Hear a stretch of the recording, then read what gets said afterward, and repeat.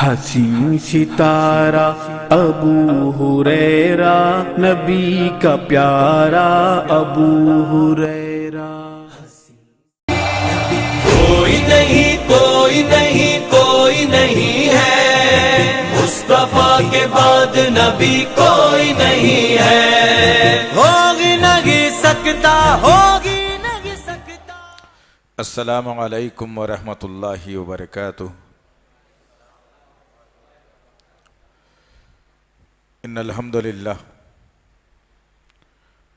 नहमदुहु व नस्तईनुहु व नस्तगफिरुहु व नऊज़ु बिल्लाहि मिन शुरूरि अनफुसिना व मिन सय्यिआति अमालिना।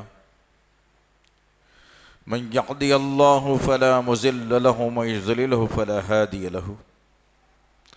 व अशहदु अन ला इलाहा इल्लल्लाह व अशहदु अन्ना मुहम्मदन अब्दुहु व रसूलुहु। अम्मा बअद फ़इन्ना खैरुल हदीस किताबुल्लाह व खैरुल हदी हदी मुहम्मद सल्लल्लाहु अलैहि वसल्लम व शर्रुल उमूरि मुहदसातुहा व कुल्लु मुहदसतिन बिदअह व कुल्लु बिदअतिन दलाला व कुल्लु दलालतिन फिन्नार। क़ाल अल्लाहु तआला फ़िल क़ुरआनिल मजीद औज़ु बिल्लाहिस समीइल अलीम मिनश शैतानिर रजीम। बिस्मिल्लाहिर रहमानिर रहीम। वमा अरसलनाका इल्ला रहमतन लिल आलमीन। रब्बी इश्रह ली सदरी व यस्सिर ली अमरी वहलुल उक़दतम मिन लिसानी यफ़क़हू क़ौली। रब्बि ज़िदनी इल्मा। आमीन रब्बल आलमीन। तमाम तारीफ़ें, बुज़ुर्गी, बड़ाई, किबरियाई उस रब्ब गालिब मौला के लिए जो तमाम जहानों का पालनहार, मुदब्बिर, मुश्किल कुशा, हाजत रवा, जिसकी ज़ात में कोई शिकवा नहीं, जिसकी दानिश में कोई शिकायत नहीं, वर ख़ता से लारैब है। दरूद व सलाम महबत वही किताब हिकमत के मालिक साहिब ताजुल मेराज व बुर्राक़ सल्लल्लाहु अलैहि वसल्लम पर सलाम उस पर के जिसने बादशाही में फ़कीरी की। सलाम उस पर के जिसके पास ना चांदी थी ना सोना था। सलाम उस पर के तकियाहात और चटाई जिसका बिछौना था। दरूद उस पर के जिसकी ज़िंदगी रहमत ही रहमत है। दरूद उस पर के जिसका तज़किरा ऐन इबादत है। अल्लाहुम्मा सल्लि अला मुहम्मद व अला आले मुहम्मद कमा सल्लैता अला इब्राहीम व अला आले इब्राहीम इन्नका हमीदुम मजीद। अल्लाहुम्मा बारिक अला मुहम्मद व अला आले मुहम्मद कमा बारकता अला इब्राहीम व अला आले इब्राहीम इन्नका हमीदुम मजीद। ब्रदरान इस्लाम और पस से पर्दा सुनने वाली इस्लाम की मुअज़्ज़िज़ व मोतबर ख़वातीन, ये अल्लाह का बेपनाह फ़ज़ल और करम है कि अल्लाह वहदहू ला शरीक लहू ने उम्मत मुहम्मदिया में पैदा फरमाया। अल्लाह का शुक्र एहसान है कि अल्लाह वहदहू ला शरीक लहू ने अपने नफ्स से ज़्यादा, अपने आल औलाद से ज़्यादा, अपने माँ बाप से ज़्यादा हमको नबी से मोहब्बत करने वाला बनाया। अल्लाह का शुक्र एहसान है कि अल्लाह वहदहू ला शरीक लहू ने आज के इस पुरफितन दौर में भी नबी के तरीक़ों को अपना कर अमल करने वाला बनाया। अल्लाह का शुक्र एहसान है कि अल्लाह वहदहू ला शरीक लहू ने लक़द कान लकुम फ़ी रसूलिल्लाहि उस्वते हसना के उन्वान को लेकर ज़िंदगी गुजारने वाला हमें बनाया। अज़ीज़ान मोहतरम, इंशाअल्लाहुल अज़ीज़ महीना, वक्त और हालात, लोगों की ज़ुबानें और इस्लाम का जो मज़ाक़ मुआशरे में बनाया जा रहा है, इसी ज़िमन में इन तमाम हालात और वाक़यात को देखने के बाद यह उन्वान तजवीज़ किया गया कि मोहसिन इंसानियत मोहम्मद सल्लल्लाहु अलैहि वसल्लम, इंशाअल्लाह इत्मीनान के साथ सुनिए और सुनने के बाद ये जिम्मेदारी भी कबूल कीजिए कि सबसे पहले कु अनफुसकुम, मैं सबसे पहले, व अहलिकुम, अपने घर वालों को, इसके बाद बीवी बच्चों को, भाई बहनों को, ख़ानदान वालों को, जानने वालों को, पड़ोसियों को, उसके बाद जहन्नुम की आग से बचाने की तैयारी। इसलिए कि सुनना और सुनाना बहुत है, लेकिन बात जब अमल की या कुछ करने की आती है तो हम लोग मैदान छोड़ के भाग जाते हैं। आज उम्मत मुस्लिमा जिन हालात से गुजर रही है, जिन हालात से ये उम्मत मुस्लिमा दो चार है, बड़े बड़े दानिश्वर, बड़े बड़े लोग आज ये इल्म वाले कहते हैं कि इतना बुरा वक्त अब से पहले उम्मत मोहम्मदिया पे कभी नहीं आया था। हालात क्यों ऐसे बना दिए गए? तो इंशाअल्लाह ताला उस मोहसिन इंसानियत मोहम्मद सल्लल्लाहु अलैहि वसल्लम की जिंदगी को हम चार हिस्सों में तकसीम करके आज मुख्तसर सुनने की जुर्रत और कोशिश करेंगे इंशाअल्लाह। चार हिस्से, पहला हिस्सा होगा बचपन, विलादत, पैदाइश। नंबर 2 होगा बअसत नबवी, रिसालत और नबूवत दिया जाना, नबी या पैगंबर बनाया जाना। नंबर 3 हिस्से में रहेगा हिजरत, अल्लाह के नबी सल्लल्लाहु अलैहि वसल्लम की। और नंबर 4 पर रहेगा इंशाअल्लाह वफ़ाअतुन नबी सल्लल्लाहु अलैहि वसल्लम के नबी का इंतकाल। ये 4 नुकात पर हम मुख्तसर जो है ना तरीक़े से आज का ये खुतबा हम समाअत करेंगे इंशाअल्लाह। और देखेंगे, समझने की कोशिश भी हम ये करेंगे कि नबी का बचपन कैसा था, आपकी विलादत के वक्त में इस दुनिया के हालात कैसे थे। अल्लाह वहदहू ला शरीका लहू ने नबी करीम सल्लल्लाहु अलैहि वसल्लम को जब पैदा किया तो आपके घर के हालात कैसे थे, कैसे यतीमे का चेहरा आपने देखा और कैसी कसमापुरसी की ज़िंदगी आपने गुजारी, कैसे आपने चचा की किफ़ालत में अपनी ज़िंदगी को गुजारा, कैसे बचपन में हलीमा सादिया ने आपको लेकर के गया और कैसा आपका जो है सीने को चाक किया गया, कैसे आपके दिल को पाक किया गया, कैसे आपके दिल को धोया गया। एक बचपने के वाक़यात हैं, बड़े ही दिलसोज वाक़यात हैं। आज मुझे और आपको इन बातों का एहसास नहीं है, इस बुनियाद पर एहसास नहीं है कि हमारे सामने जिन वाक़यात को रखा जाता है, जिन बातों को रखा जाता है, जिन हालात को रखा जाता है, बस सुना दिया गया और उम्मत के हवाले कर दिया गया।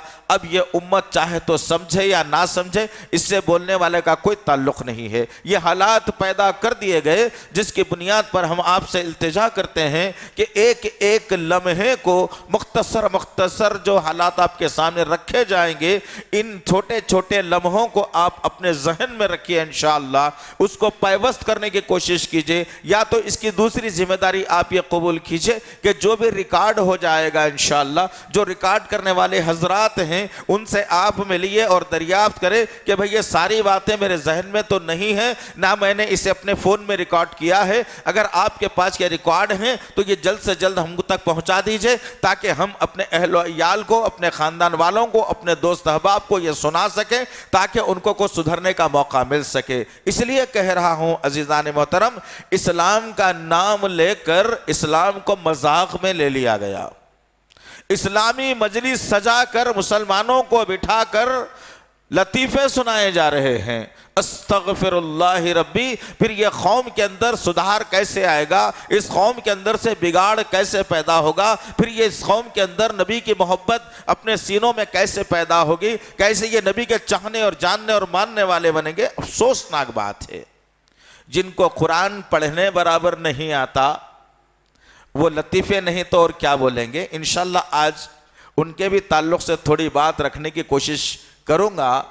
अभी वरंगल में एक साहब का जलसा हुआ है, इसी उन्वान पर के जो है ना मिलादुन नबी के नाम से जलसा तो किया गया वरंगल की सरजमीन पर, लेकिन उन्होंने उस जलसे के अंदर नबी की सीरत मुबारका को पेश करने के बजाय उन्होंने कुछ और लान तान कर दिया और सारा मजमुआ बेचारा बैठ के एक जो है ना जानी लीवर के जिस तरीके से नाइट होती है या कोई कॉमेडी जो है ना शो होता है, बैठ के लोग सिर्फ हंस रहे हैं और अपने अपने घरों की तरफ रवां दवा हो रहे हैं। आजू बाजू बैठने वाले भी वैसे ही हैं, मजमुए में भी वैसे ही हैं। अल्लाह खैर का मामला करे, आमीन या रब्बल आलमीन। तो अर्ज ये कर रहा था अजीजान मोहतरम, मोहसिन इंसानियत मोहम्मद सल्लल्लाहु अलैहि वसल्लम, मोहम्मद सल्लल्लाहु अलैहि वसल्लम मेरे और आपके आका पैगंबर रसूल, जिनको अल्लाह ने सूरह अहज़ाब की आयत नंबर 40 के मुताबिक आखिरी नबी बनाकर दुनिया में भेजा।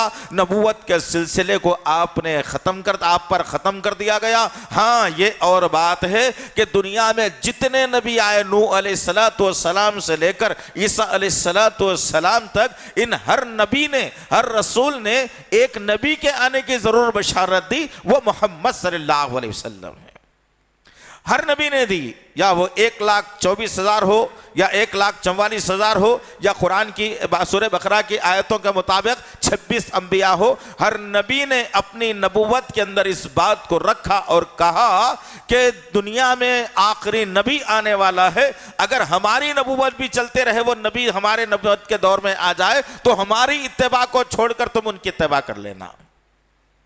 यह है मोहम्मद सल्लल्लाहु अलैहि वसल्लम।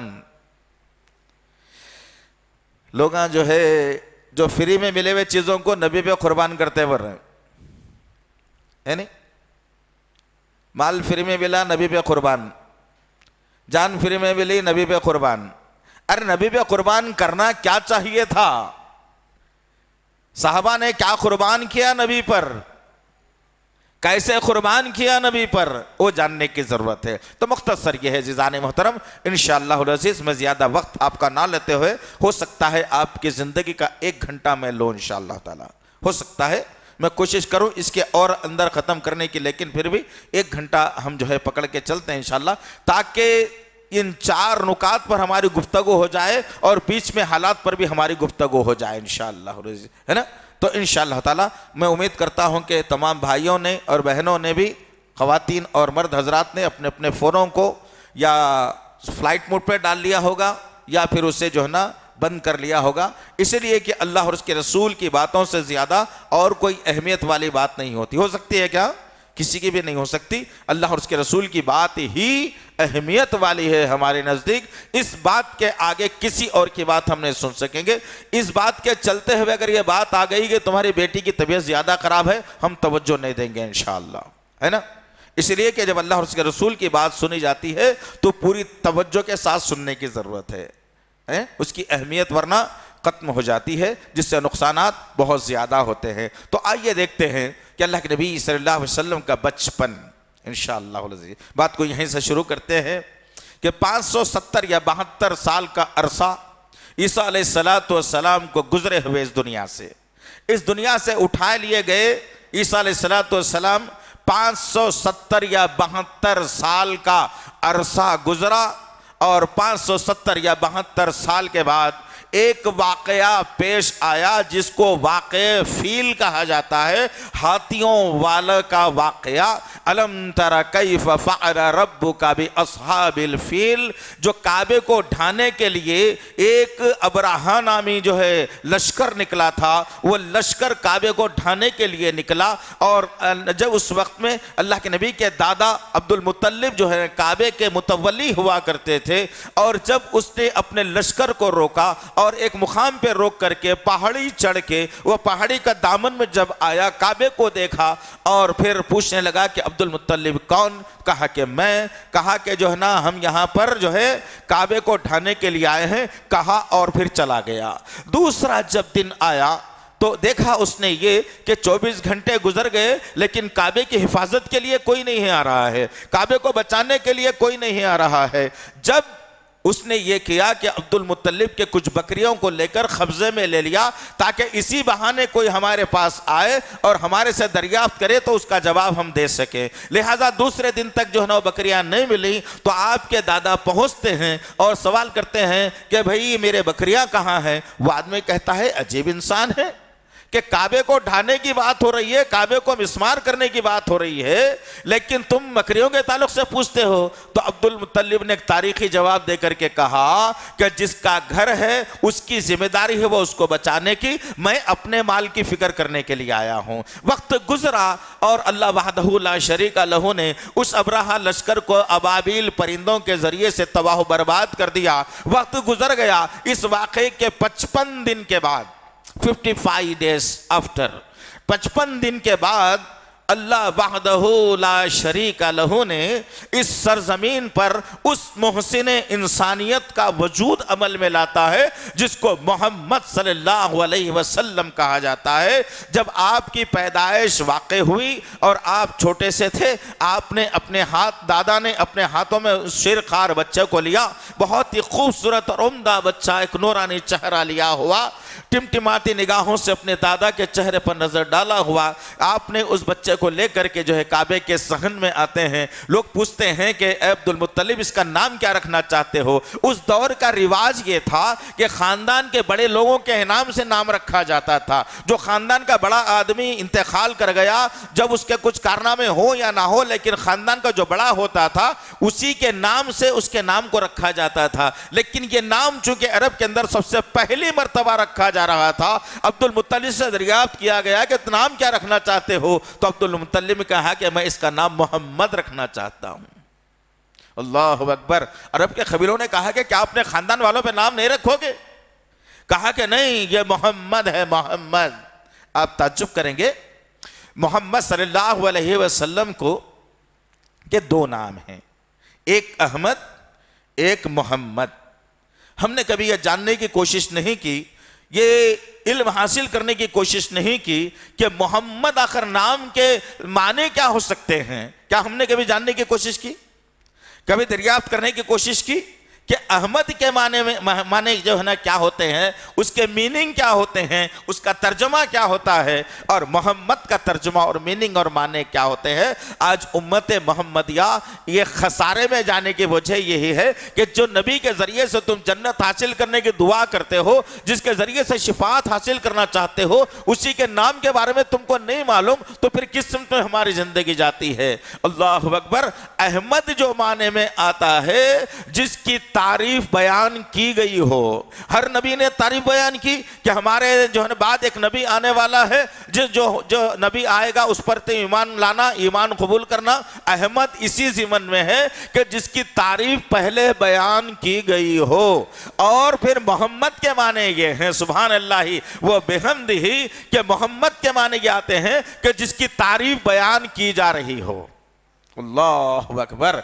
जब कोई दुश्मन भी अगर ये कहता है कि मोहम्मद नौजुबिल्लाह ऐसा करते हैं या करता था, नौजुबिल्लाह मिन ज़ालिक याद बिल्लाह, तो उसने सबसे पहले नाम लिया तो मोहम्मद। उसी मोहम्मद के नाम का मीनिंग उसे नहीं मालूम रहने से उन्हें गलत जो है ना उसका जो है ना तरीक़ेकार इख्तियार करता है। मेरी और आपकी जिम्मेदारी बनती है कि ये बात को फैला दे और बता दे लोगों को कि मोहम्मद के माने हैं जिसकी तारीफ बयान की जा रही हो। अल्लाहु अकबर, सुभान अल्लाह। कितना प्यारा नाम अल्लाह वहदहू ला शरीका लहू ने सेलेक्ट किया, और वो एक नाम एक शख्सियत के साथ था। लेकिन आज अरबों की तादाद में मुसलमान हैं अल्हम्दुलिल्लाह। उस अरब में से जो है ना आधे से ज्यादा आबादी मोहम्मद के साथ ही शुरू होती है।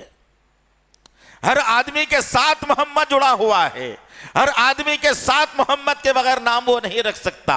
तो ये तरीक़ाकार अल्लाह रब्बुल इज़्ज़त ने रखा। खैर, मोहम्मद सल्लल्लाहु अलैहि वसल्लम पैदा हुए उस वक्त में अरब का दस्तूर ये था कि बच्चों को जो है ना शहर की आबादी से दूर रखा जाता था, आबो हवा से दूर रखा जाता था। गाँव की फिजा बड़ी अच्छी होती है और गाँव की फिजा बड़ी बेहतरीन होती है। इसीलिए मोहम्मद सल्लल्लाहु अलैहि वसल्लम के साथ जितने जो बच्चे पैदा हुए थे, एक हलीमा सादिया जो इलाके में रहती थी, वो इस इलाके से गाँव के लोग मक्के की सरजमीन पर हमेशा आते और जो बच्चे पैदा होते उनको उठाकर लेके जाते, उनकी जो है पालन पोषण करते, उनकी परवरिश करते, उनके सेहत बनाते, उनको जो है ना अच्छा जो है ना इंसान बना करके पेश करते। तो इसी ज़िमन में हलीमा सादिया ने भी जो है रुख किया और मक्के की सरजमीन पर आए और आकर के देखा बहुत सारे और भी लोग जो बच्चों को लेने के लिए आए थे। उन्होंने ढूंढा बहुत सारे बच्चे उस दिन जो पैदा हुए थे उनको हर आदमी ने मालदार देख करके उठा लिया,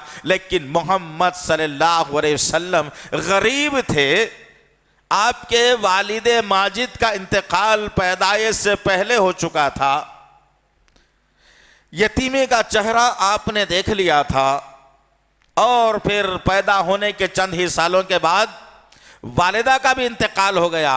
अब माँ और बाप का साया सर पे नहीं है, चचा की कफालत में है और गुर्बत की हालत में नबी करीम सल्लल्लाहु अलैहि वसल्लम जब गुर्बत की हालत में है, हर आदमी आता पूछता कि तुम देने के लिए क्या है, बोलो हम ले जाएंगे बच्चे को, इसे तैयार करेंगे, इसे अच्छी सेहत बनाएंगे, लेकिन माल क्या दोगे, बोलो। लेकिन मोहम्मद सल्लल्लाहु अलैहि वसल्लम के घराने में माल देने के लिए कुछ नहीं था।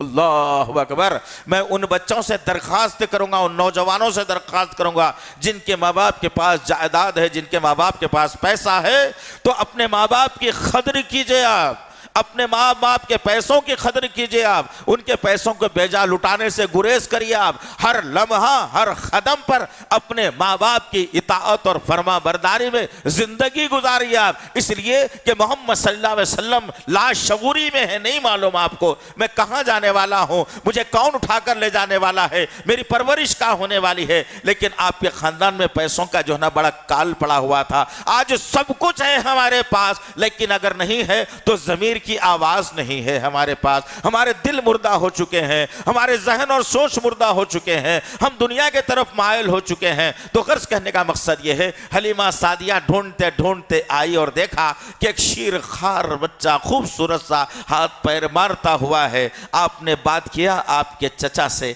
और फिर बात करके आपको उठा लिया बच्चे को। और फिर जब यहां से शुरू होती है मोहम्मद सल्लल्लाहु अलैहि वसल्लम की जिंदगी का आगाज। नबूवत तो मिलना अभी बाकी है, लेकिन अल्लाह वहदहू ला शरीका लहू बचपन से मोहम्मद सल्लल्लाहु अलैहि वसल्लम के अंदर वो निशानियां उजागर कर रहा था, वो निशानियां दुनिया को बता रहा था, वो आपकी सलाहियतों को दुनिया में अल्लाह मनवा रहा था। मोहम्मद सल्लल्लाहु अलैहि वसल्लम को हलीमा सादिया लेती हैं और जब वापिस आती हैं और अपने शौहर से कहती हैं कि एक बच्चे को लाई हो, कोई नहीं था इसका, अब तो खर्चे के लिए भी बड़ी मुश्किल है, लेकिन ले जाएंगे, तैयारी तो करेंगे इंशाअल्लाह, तरबियत तो करेंगे, देखते हैं अल्लाह जो है ना हमारी क्या मदद करता है। बच्चे को उठा लिया गया और फिर मेरे अजीज भाइयों जरा गौर करने की जरूरत है, किस नबी के उम्मती हैं हम, यह जानना बेहद जरूरी है। जब तक कि यह एहसास मेरे और आपके अंदर उम्मत मोहम्मदिया में पैदा नहीं होगा कि हम किस नबी के उम्मती हैं,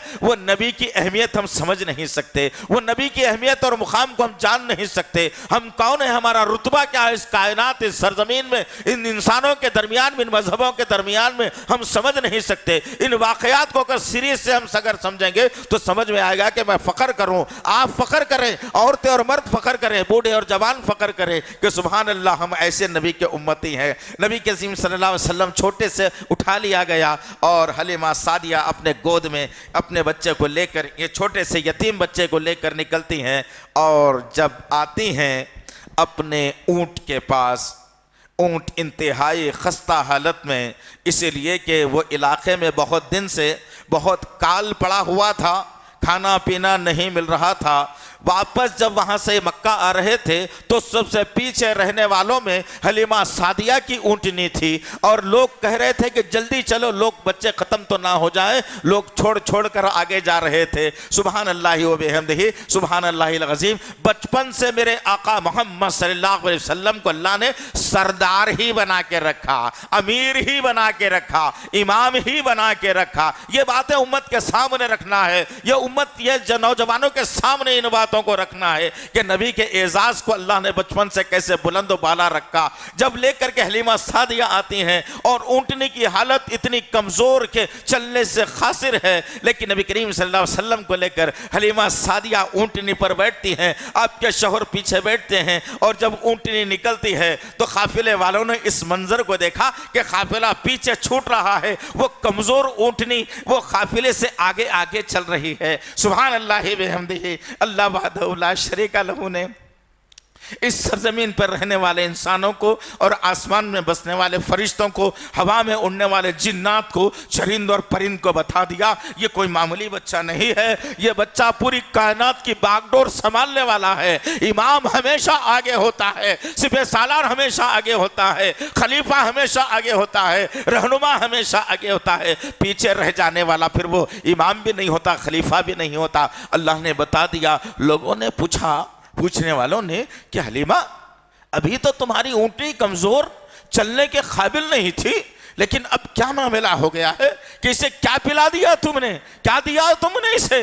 तो हलीमा सादिया मुस्कुराते हुए मोहम्मद सल्लल्लाहु अलैहि वसल्लम की तरफ देखती हैं और कहती हैं, इस बच्चे की बरकत से, सुभान अल्लाह, इस बच्चे की बरकत से। मुख्तसर बात यह है, मुकाम पर पहुंच गए, आपके रसाई भाई बहनों के साथ आप जिंदगी गुजार रहे हैं।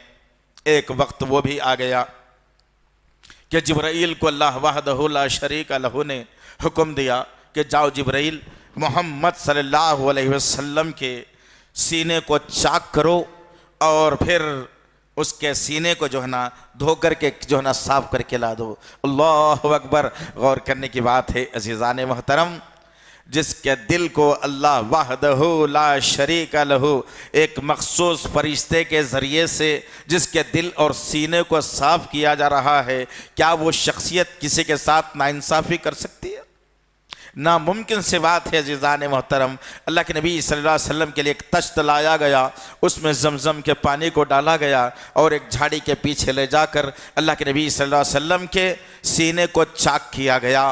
आज मेरे और आपकी जिम्मेदारी बनती है दुनिया को बनाने की, वो ये बनती है कि आज हम कहते हैं कि लेज़र ऑपरेशन किसने निकाला, तो फलाने यहूदी का नाम लेते हैं। लेज़र ऑपरेशन की टेक्निक किसने निकाला, तो कहते हैं कि अमेरिका ने निकाला। हम कहते हैं कि लेज़र ऑपरेशन कैसे होता है, तो कहते हैं कि बड़ी रोशनी के साथ होता है। सुभान अल्लाह, इस कायनात का सबसे पहला लेज़र ऑपरेशन मेरे नबी के साथ हुआ, जो नबी के जिस्म को चाक करके जिब्राइल ने उस कलीजे को और दिल को धोकर सीने को साफ करके उस तश्त के पानी से दिल को अपनी जगह पर रखकर सीने को मिला दिया।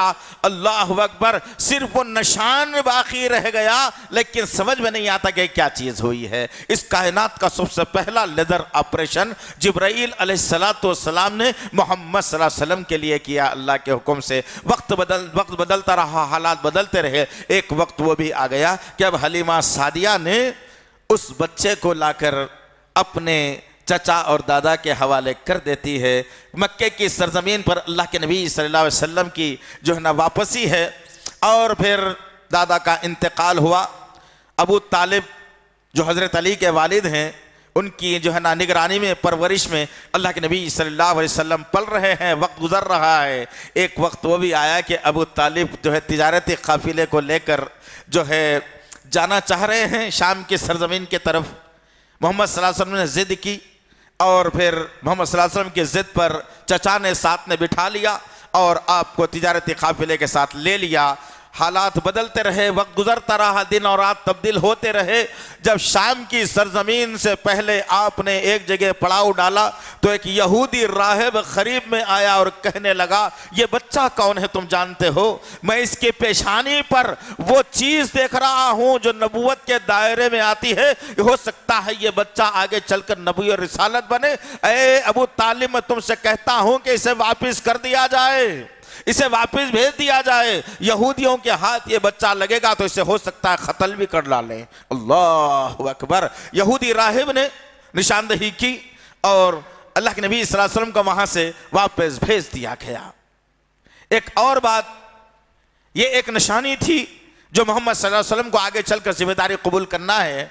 एक और तारीखी बात मेरे नबी करीम सल्लल्लाहु अलैहि वसल्लम के पैदा होने की कि ईरान जो मनहूस देश शुरू से आग की परस्तिश में रहा, इस्लाम की मुखालिफत में रहा, मुसलमानों का दुश्मन रहा, कुछ साल तक मुसलमानों ने उस पर हुक्मरानी की, लेकिन फिर वो गैरों के कब्जे में चला गया और राफजी टोला उस पर हुक्मरान बन करके आज जो है मुसलमानों के खिलाफ उस सरजमीन से यहूदियों का साथ लेकर के वो जो है ना सारी दुनिया में मुसलमानों की मुखालिफत करते फिरता है। गर्ज कहने का मकसद ये है कि जब अल्लाह के नबी सल्लल्लाहु अलैहि वसल्लम की पैदाइश हुई उस वक्त में 17 आतिशकदे ईरान की सरजमीन पर थे। आतिशकदे का आग को बड़ी तादाद में जलाया जाना, उसके सामने सजदा करना कि तुम हमारे खुदा है, हमारी बातों को सुनने वाली है, ऐ आग तो हम हमारे अल्लाह है, नौज़ बिल्लाह मिन ज़ालिक, तुम हमारे खुदा, ये माना जाता था। 17 ऐसे इबादत घर थे, आग जलाई जाती थी। इधर नबी करीम सल्लल्लाहु अलैहि वसल्लम की पैदाइश हुई, उधर अल्लाह वहदहू ला शरीका लहू ने 17 के 17 आतिशकदों को ठंडा कर दिया। अल्लाहु अकबर। गौर करने की बात है अजीज़ान मोहतरम, यह है नबी करीम सल्लल्लाहु अलैहि वसल्लम का बचपन। वक्त गुजरता रहा, हालात बदलते रहे। 35 साल की उम्र जब आपकी आई तो काबे की तामीर का मामला आया। काबे की दीवारें बोसीदा थी, उसको मिस्मार करके एक नए काबे की तामीर करना था। अब काबे की तामीर का मामला आया, सब लोगों ने चंदा इकट्ठा करना शुरू किया। हलाल चंदा जिसका था, सूदी निजाम का नहीं, जिस्म फरोशी का नहीं, झूठ से कमाया हुआ नहीं, धोखा देकर कमाया हुआ नहीं। आज तो मामला यह है कि मस्जिद जब बनती है तो मोहल्ले का कोई सूदखोर आता है, कहता है कि इतना काम बाकी है मैं करा देता हूं। लोग खुश हो जाते हैं कि चलो भाई जिम्मेदारी में ले लिए, करा लेते हैं। अस्तगफिरुल्लाह रब्बी, अल्लाह का घर है ये, इसमें सिवाय हलाल के एक रत्ती भी आपकी, 1 रुपया भी आपका हराम का हो तो सारी की सारी इबादतें आपकी ज़ाया हो जाती है। इसका ख्याल उस वक्त में रखा गया जब अल्लाह के नबी सल्लल्लाहु अलैहि वसल्लम की उम्र मुबारक जो है ना 35 साल की थी। उस वक्त में काबे की तामीर का मामला आया, दीवारों को मिस्मार कर दिया गया, काबा तामीर हो रहा है। आज हम देखते हैं कि काबा 4 कोने में है, लेकिन काबे की तामीर का जहां तक सिलसिला था, काबे के पिछले हिस्से में एक गोल ऐसा दायरा था, वो पैसों की तंगी की बुनियाद पर नहीं हो सका तो उसको 4 कोने करके जो है ना माशाल्लाह आज जिस शक्ल सूरत में हमारे पास मौजूद है। वक्त बदलता रहा, हालात बदलते रहे अजीज़ान मोहतरम, काबे की तामीर होती रही।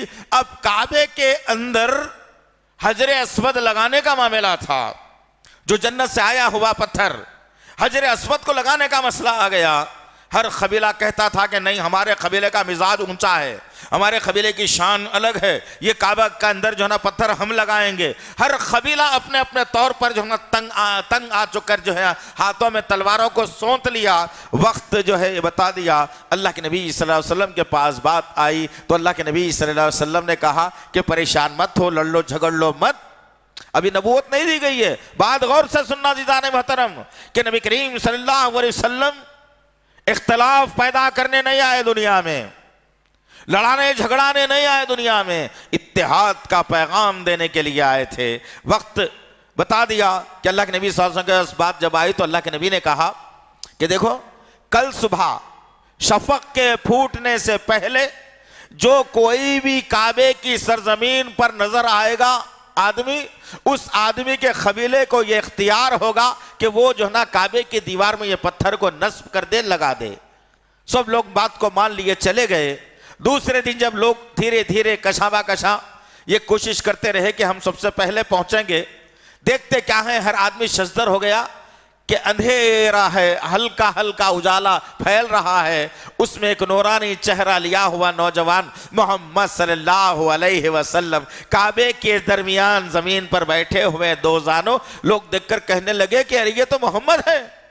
अल्लाह के नबी सल्लल्लाहु अलैहि वसल्लम ने सबको जमा किया, कहा परेशान मत हो, मेरे कबीले का कोई आदमी पत्थर नहीं लगाएगा, बल्कि एक चादर मंगवाई गई, उस चादर में पत्थर को रखवाया गया। जितने मक्के के कबीले थे उन कबीलों को बुलाया गया, हर कबीले के एक सरदार को आवाज दी गई और हर कबीले के सरदार से कहा गया कि हर कबीले का सरदार इस चादर को हाथ लगाए और हाथ लगाकर काबे के दीवार तक उसे लाए, मैं उसे उठाकर दीवार में लगा दूंगा। सुभान अल्लाह। हर जो है ना कबीला इस बात को तजवीज़ कर लिया, तस्लीम कर लिया और धीरे धीरे जाकर के जो है ना अल्लाह के नबी सल्लल्लाहु अलैहि वसल्लम के साथ जब पत्थर को रखा गया, अल्लाह के नबी सल्लल्लाहु अलैहि वसल्लम उठाकर अपने दस्ते हक परस्त से जो है ना काबे के के अंदर वो जो है जहां पर आज है ये हजर अस्वद, उसको लगा दिया और ये एहसास दिला दिया उस वक्त के कबीलों को कि देखो कोई ऊंच नीच हमारे पास नहीं है, कोई बड़ा छोटा हमारे पास नहीं है, कोई ताकतवर या कमजोर हमारे पास नहीं है। अल्लाह ने सबको मौका दिया हजर अस्वद को उठाने का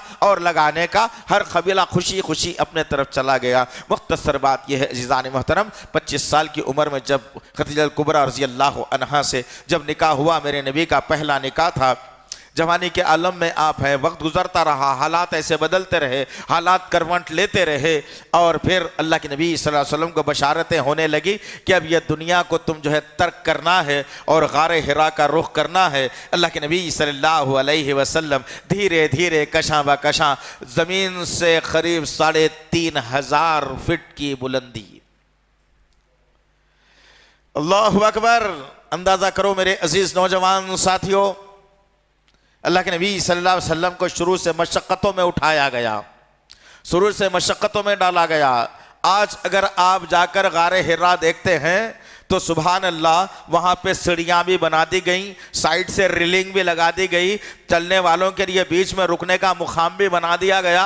आप आराम से धीरे धीरे कशां ब कशां कदमों को डालकर आप ऊपर तक पहुँच सकते हैं। लेकिन ज़रा गौर करने की बात यह है कि 1450 बरस से पहले वहाँ क्या था होगा। आज रोशनी भी आपको वहाँ पर मिलेगी, आज रास्ता भी आपको वहाँ पर मिलेगा, लेकिन 1450 बरस पहले वहाँ तो रोशनी भी नहीं थी। एक अजीब पगडंडी, अजीब सा पहाड़ों वाला मुकाम, अजीब सा एक रास्ता तय करते करते आपको जाना है। अल्लाह के नबी सल्लल्लाहु अलैहि वसल्लम दुनिया को खैरबात कहते करते हैं और गारे हिरा ज़मीन से 3500 फीट की बुलंदी पर आप चढ़ते हैं और गारे हिरा में आप अल्लाह का जिक्र अस्कार करते हैं। अल्लाह के नबी सल्लल्लाहु अलैहि वसल्लम को रोज़ बशारतें आती हैं, रोज़ आपको बताया जाता है कि अब आगे चलकर आपको बहुत भारी जिम्मेदारी कबूल करनी है।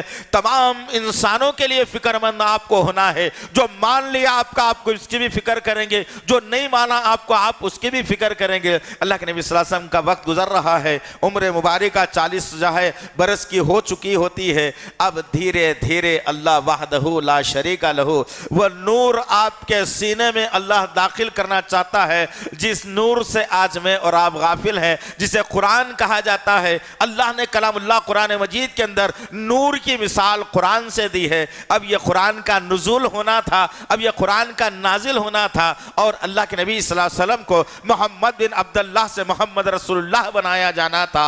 एक वक्त वो भी आया कि जिब्राईल अलैहिस्सलातु वस्सलाम अल्लाह के नबी सल्लल्लाहु अलैहि वसल्लम की खिदमत अक़दस में आते हैं। अज़ीज़ान मोहतरम, ज़रा थोड़ा ज़रा तसव्वुर करके देखिए, इमेजिन करके देखिए, ज़रा उस मंज़र को जहन में लाने की जुर्रत और कोशिश कीजिए और दुआ ये भी कीजिए कि अल्लाह उस मुकाम का दीदार हमें भी करा दे। काबे के साथ साथ, मदीने के साथ साथ गारे सौर और गारे हिरा जिसने नहीं देखा, फिर उसने दुनिया में कुछ नहीं देखा।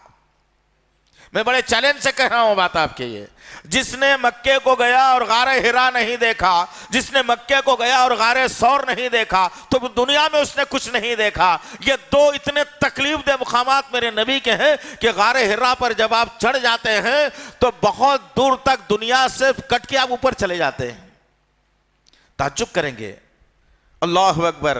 उस पहाड़ की एक और खूबी आपके सामने रखो जो मैंने महसूस किया और देखा मैंने, उस तरीके से कि जैसे आप एक मोमबत्ती जलाते हैं, जब मोमबत्ती आप जलाते हैं तो उसकी शुआएं ऊपर की जानिब जाते हैं, लेकिन मोम पिघल पिघल कर अतराफ से जना ढल ढल कर आता है। देखा होगा ना कभी मोमबत्ती जलाकर, कभी देखो, कभी ले जाओ अपने घर में एक 4-5 रुपए वाली मोमबत्ती, उसको जलाओ और उसको देखते बैठो तो मोमबत्ती की शुआएं तो ऊपर की तरफ जाएंगी, लेकिन उसका मोम पिघला हुआ बाजुओं से गिर गिर कर ऐसा जमता रहेगा। सुभान अल्लाह बिहम्दिही सुभान अल्लाहिल अज़ीम। मोहम्मद सल्लल्लाहु अलैहि वसल्लम को अल्लाह ने उस गारे हिरा में बुला करके वो पहाड़ की नवियत इस तरीके से बना दी कि आप वहां ठहर के महसूस कर सकते हैं कि वो पहाड़ पिघल पिघल कर अतराफ से गिर रहा है। अजीब मंजर, दिल के गहराइयों से देखिए, ईमान की हरारत से देखिए। तो वहां अल्लाह ताला ने नबी को, जिब्राईल को बुला करके जो है ना कलमा, यानी वो कलमा जो सूरह अलक़ा की इब्तिदाई पहली आयत है, ये 5 आयतों को देखकर नबी को रसूल और नबी दोनों के एजाज से एक ही वक्त में दे दिया गया। अब नबी अलग नहीं, रसूल अलग नहीं, बल्कि नबी और रसूल एक साथ तमगा, एजाज, ओहदा, पोस्ट नबी को जो दिया गया रहमतुल आलमीन के जरिए से। अल्लाह के नबी सल्लल्लाहु अलैहि वसल्लम नबी और रसूल बनकर गारे हिरा से उतर कर आते हैं। यहाँ से आपके जो है ना बअसत वाली ज़िंदगी शुरू होती है, बड़ी कर्बनाक ज़िंदगी। मैं पूरे वाक़यात तो आपके सामने नहीं रख सकता, ब्रीफ ऊपर ऊपर के वाक़यात को आपके सामने रख के आपके ज़मीरों को झंझोड़ने की मैं कोशिश कर रहा हूँ, आपके ज़मीर को एहसास दिलाने की कोशिश कर रहा हूँ कि नबूवत मिलने के बाद मोहम्मद सल्लल्लाहु अलैहि वसल्लम जो है ना की हालत क्या हुई और किस तरीके से आपने जो है ना नबूवत के ओहदे पर विराजमान होकर के किस तरीके से आपने इंसानियत के फ़िक्र की। मुख्तसर बात यह है कि आपको 40 साल की उम्र में नबूवत दी गई, रिसालत दी गई और कुरान का इब्तिदाई 5 आयतों का हिस्सा आपके मुक़द्दर में लिख दिया गया। वो आयतें छोड़कर आज मुसलमान किधर भटक रहा है नहीं मालूम। ताज्जुब की बात है, आज से 10 साल पहले की 12 साल पहले की बात थी कि एक सच्चर कमेटी की रिपोर्ट हिंदुस्तान की सरजमीन पर बनाई गई थी। जो रिटायर्ड है सुप्रीम कोर्ट का जज था, उसको जिम्मेदारी ये दी गई थी कि हिंदुस्तान में रहने और बसने वाले जितने भी मजहब के लोग हैं उनमें तालीम का परसेंटेज कितना है देख करके आओ। तो उस सच्चर कमेटी के उस जज ने, रिटायर्ड जज ने जब तमाम क़बाइल का मुशाहिदा किया, एससी का किया, एसटी का किया, सिखों का किया, ओबीसी का किया, ये तमाम तर मजहबों का उसने जो है ना जायजा लिया कि इसमें तालीमी मेयार कितना है और मुसलमानों का भी उसमें किया। और फिर पार्लियामेंट में बिल पास हुई तो मुसलमानों को शर्मिंदगी झेलने पड़ी कि एससी एसटी में तनासुब कुछ और है और ओबीसी में तनासुब कुछ और है, ब्राह्मण के पास तालीम का मेयार कुछ और है, गैर ब्राह्मण के पास तालीम का मेयार कुछ और है, सिखों के पास तालीम का मेयार कुछ और है और उम्मत मोहम्मदिया का तालीम का मेयार 0 है। जबकि क्यों बताया ये पॉइंट में जहन में रखिए, जबकि अल्लाह वहदहु ला शरीका लहू ने अल्लाह के नबी सल्लल्लाहु अलैहि वसल्लम पर जिन आयतों का नुज़ूल किया, पढ़ने के लफ्ज़ से किया। पढ़ो, सीखो, सिखाया जाएगा, पढ़ाया जाएगा, बताया जाएगा। इल्म देने की बात अल्लाह वहदहु ला शरीका लहू ने की और ये कौम इल्म से नाबलद हो गई, इल्म से दूर भागने लगी। और आज बेशतर मुसलमानों का तबका जिसको आई डोंट नो तो बोलने आ गया, I will come father name mother name तो आ गया, इंग्लिश में सब कुछ छाटने तो आ गया, ला इलाहा इल्लल्लाह का तर्जुमा बोलने नहीं आया, कुरान की तालीम हासिल करना नहीं आया, वजू का सही तरीक़ा नहीं आया, तहरत का सही मसला नहीं मालूम, माँ बाप की इताअत और हुर्मत नहीं मालूम, नमाजों का तरीक़ा नहीं मालूम, मस्जिद के आदाब नहीं मालूम, इस्लाम क्या है नहीं मालूम, नबी की सीरत क्या है नहीं मालूम, अल्लाह का मुकाम मर्तबा क्या है मालूम, कुरान में अल्लाह ने क्या अहकामात नाजिल किए हैं नहीं मालूम। इस अमल से, इस तालीम से आज कौम ना बलद होकर के रह गई, जिसकी बुनियाद पर आज अल्लाह वहदहु ला शरीका लहू जालिमों के हवाले हमें करके अल्लाह एहसास दिला रहा है कि आज भी मौका है ईमान वाले मुसलमानों, मेरे नबी के उम्मतियों, तुमको परेशान होने की जरूरत नहीं है। पलट कर आओ इस रास्ते की तरफ, पलट कर आओ इस कलाम की तरफ, पलट कर आओ इसकी आयतों की तरफ, पलट कर आओ इस अहकामात की तरफ। फिर देखना अल्लाह ने इसी कुरान में वादा कर लिया, पलटा के तुम्हें फिर से खिलाफत अता करूंगा। जमहूरियत वाली हुकूमत नहीं, बादशाहत वाली हुकूमत नहीं, बल्कि तुम्हें खलीफा बनाऊंगा मैं पलट कर फिर से सरजमीन का। अल्लाह ने वादा कर लिया। लेकिन आज तालीमी मेयार क्या है हमारा, जरा देख लो तो सही, अपने घर का जायजा लो। क्या हमारी अम्मा को कुरान पढ़ने आता है? नहीं। बाबा को आता है? आता है, अटक अटक के पढ़ लेते हैं उन्होंने। बीवी को जिसको तुम लेके आए आता है? नहीं नहीं, 2 लाख जहेज जरूर लिया, गाड़ी लिया, प्लाट लिया, जहेज बहुत अच्छा लिया, सब कुछ लेकर के आया। अब क्या करते बोलो, पढ़ने नहीं आता, अब चलते रहता मामला। हाल तो ये है हमारा आज। लेकिन अल्लाह के नबी को जो आयतें दी गई पढ़ने के ताल्लुक से दी गई। मुख्तसर ये कि अल्लाह के नबी सल्लल्लाहु अलैहि वसल्लम जो है वहां से उतर कर आए और अल्लाह के नबी सल्लल्लाहु अलैहि वसल्लम अपने बीवी खदीजा रजी अल्लाह तआला अन्हा के घर जाते हैं और कहते हैं कि ज़म्बिलूनी, मुझे चादर उड़ाओ, मुझे कपकपी हो रही है, मैं महसूस कर रहा हूँ कि मैं हलाक हो जाऊँगा, मैं बर्बाद हो जाऊँगा। बीवी ने ढारस बंधाई और कहा कि नहीं जी, तुम हलाक नहीं हो सकते, बर्बाद भी नहीं हो सकते, इसलिए कि तुम गरीबों यतीमों की मदद करते हो। अल्लाहु अकबर। पता चला कि गरीबों यतीमों की, बेवाओं की, मुफलिसों की मदद करने वाला कभी नुकसान नहीं उठा सकता, बता दिया गया नुक्ता। इस्लाम नहीं आया था अभी, उसूल नहीं आए थे अभी, अहकामात नहीं थे अभी, लेकिन मां खदीजतुल कुबरा रज़ी अल्लाह तआला अन्हा सारी दुनिया को जुमला देकर के कहा तुम ये काम करते रहो, कभी तुम पर मुसीबत नहीं आएगी इंशाअल्लाह। और आज मुसलमानों के लंगर बंद, मुसलमानों के खाने बंद। खाने अगर मुसलमान शुरू किया है तो हलाल छोड़ के हराम कर लिया। मिलादुन नबी का खाना हराम था, खिला लिया। 11वें का खाना हराम था, खिला लिया। जुमागे का खाना हराम था, खिला लिया। बर्थडे का खाना हराम था, खिला लिया। पता नहीं ऐसे कितने खाने हैं जो मुसलमान शुरू कर लिया, हलाल खाने मुसलमानों ने छोड़ दिए। आज भी जरूरत है, गरीब मिस्कीन बेवा परेशान हाल है, उनकी मदद ढूंढ ढूंढ के मुझे और आपको करनी चाहिए, है ना। खैर मुख्तसर ये कि अब जब बात हुई और अल्लाह के नबी सल्लल्लाहु अलैहि वसल्लम ने अपनी बीवी के सामने सारी बातों को रखा, आपने अपने मामू वर्क़ा बिन नौफल के पास आपको ले जाती हैं और वर्क़ा बिन नौफल के सामने बात को रखती हैं। तो वर्क़ा बिन नौफल सारी बातों को सुनने के बाद कहते हैं कि मुबारक हो, अल्लाह ने तुम्हें नबी तजवीज़ कर लिया है, लेकिन याद रखो तुम्हारी ये कौम तुम्हें यहाँ जीने नहीं देगी, तुमको यहाँ से निकाल देगी। अगर उस वक्त में मैं जिंदा रहा तो तुम्हारी मदद के लिए जरूर ठहरा रहूंगा। पेशन गोई थी, ईसाई आलिम थे आप। वर्क़ा बिन नौफल ईसाई आलिम थे, उनको पता था कि आखिरी नबी जो आएगा तो उसके साथ क्या मामला होने वाला है। वक्त कम है, मुख्तसर ये कि वक्त गुजरता रहा। अब मैं कितने आपको जो है ना वाक़यात का तस्करा करूं, सरसरी सुना दूं तो बेहतर रहेगा।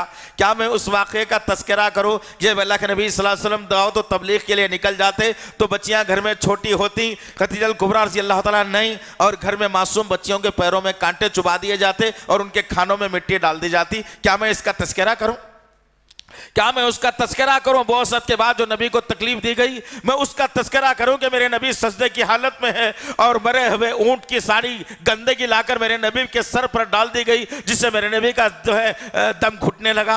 क्या मैं उस बात का तस्करा करूं कि मेरे नबी के गले में फंदा डालकर जालिमों ने दोनों तरफ से खींच लिया, जिसकी वजह से मेरे नबी की जबान बाहर और आंखें बाहर निकलना शुरू हो गई? क्या मैं उस बात का तस्करा करूं कि मेरे नबी को जो ना बीच बाजार में खड़ा करके मेरे नबी की इज्जत को उछाला जाता था? क्या मैं उस बात का तस्करा करूं कि ताइफ की सरजमीन पर मेरे नबी को मार मार कर सर से पैर तक लहू लवान कर दिया गया था? मैं किस बात का तस्करा करूं? बौसत नबी में ये सारे वाक़यात आते हैं। आज जश्न मिलादुन नबी का तस्करा करके इन वाक़यात का मजाक बनाया जा रहा है। यहां बैठने वाला हर नौजवान जिम्मेदार है, याद रखना, इनका मुंह तोड़ जवाब देने की हमको तैयारी करने की जरूरत है। मैं किस बात का तस्करा करूं? मैं उस बात का तस्करा करूं जो नबी के दिल पर अपने चचा के इंतकाल पर तकलीफ हुई थी।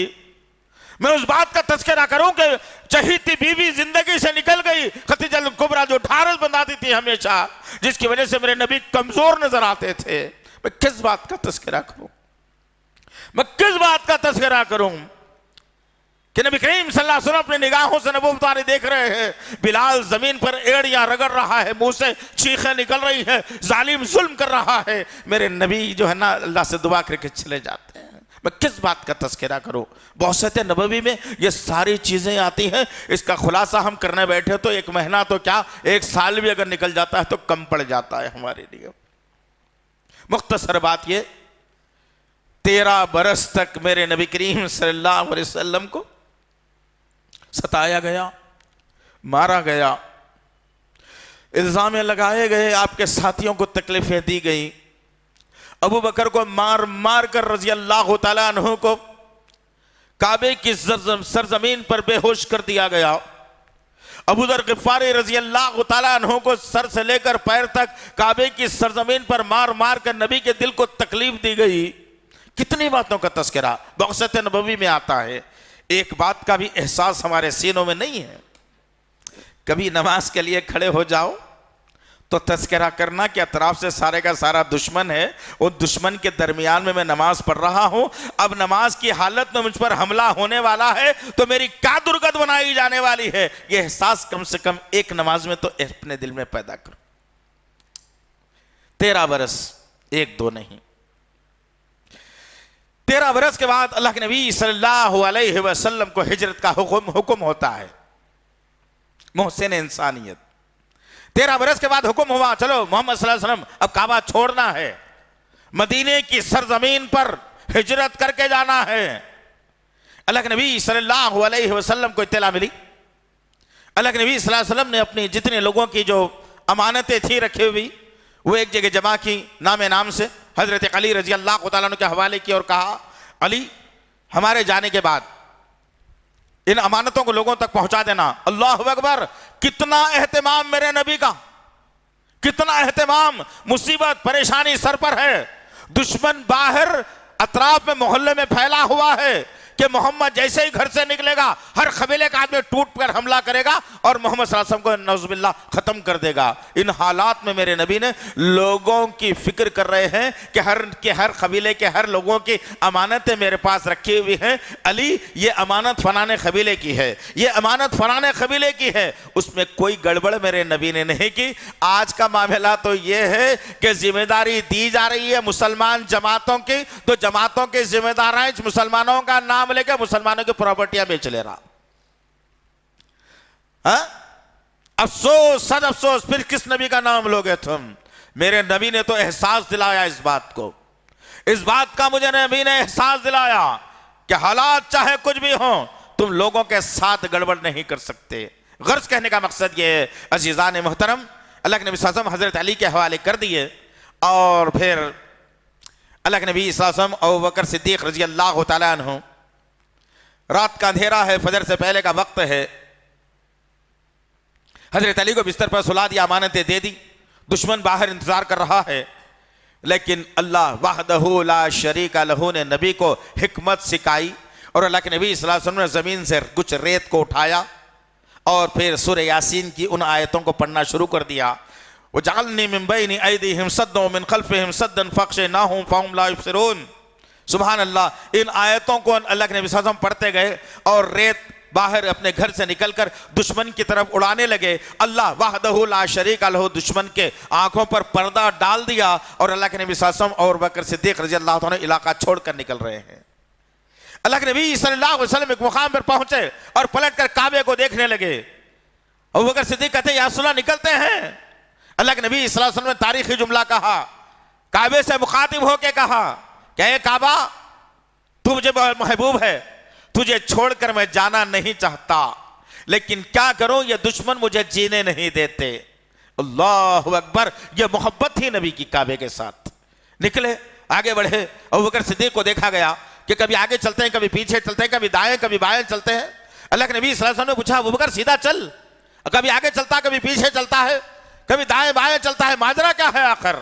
अबू बकर सिद्दीक रजी अल्लाह तआला अन्हु तारीखी जुमला कहा और कहा कि ए मोहम्मद सल्लल्लाहु अलैहि वसल्लम, ए मेरे आका, मुझे गुमान होता है कि दुश्मन की तीर आगे से आपको लगने वाली है, तो मैं आगे आ जाता हूं ताकि तीर अगर दुश्मन चलाए अंधेरे में तो पहले मुझे लगे, आपको ना लगे। अल्लाहु अकबर, ये इखलास था नबी के साहबा का, ये खुलूस था नबी के साथ, ये मोहब्बत थी नबी के साथ। आज तो क्या मामला है, मोहब्बत अंगूठों के चूमने तक आ गई हमारी। आज अफसोस, सद अफसोस मुसलमानों पे, तुफ ऐसी जिंदगी के ऊपर।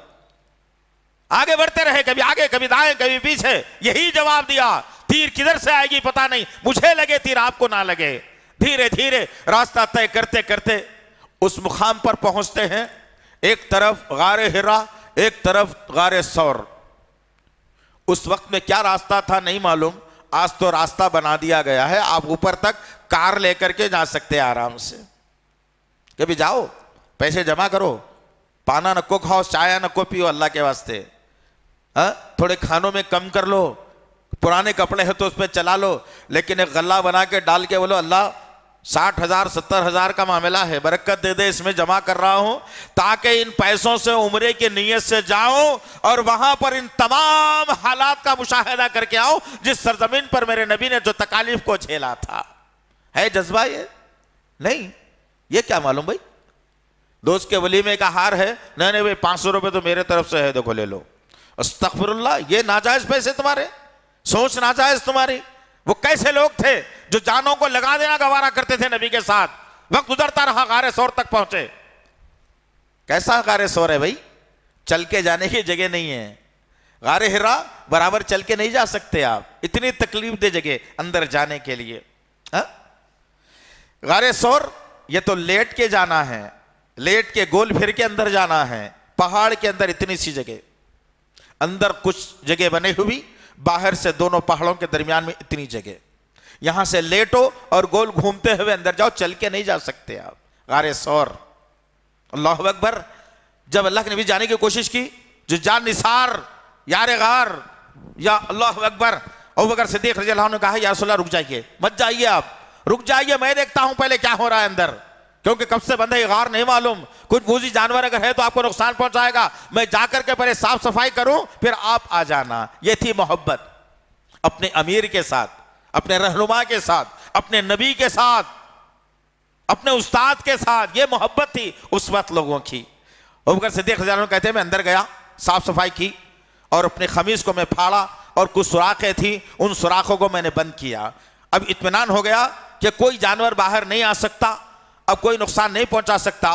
अब अल्लाह के नबी से कहा कि या रसूलल्लाह आप जाइए अंदर। अल्लाह के नबी सल्लल्लाहु अलैहि वसल्लम लेटे और गोल घूमते हुए गार के अंदर जाकर लेट गए।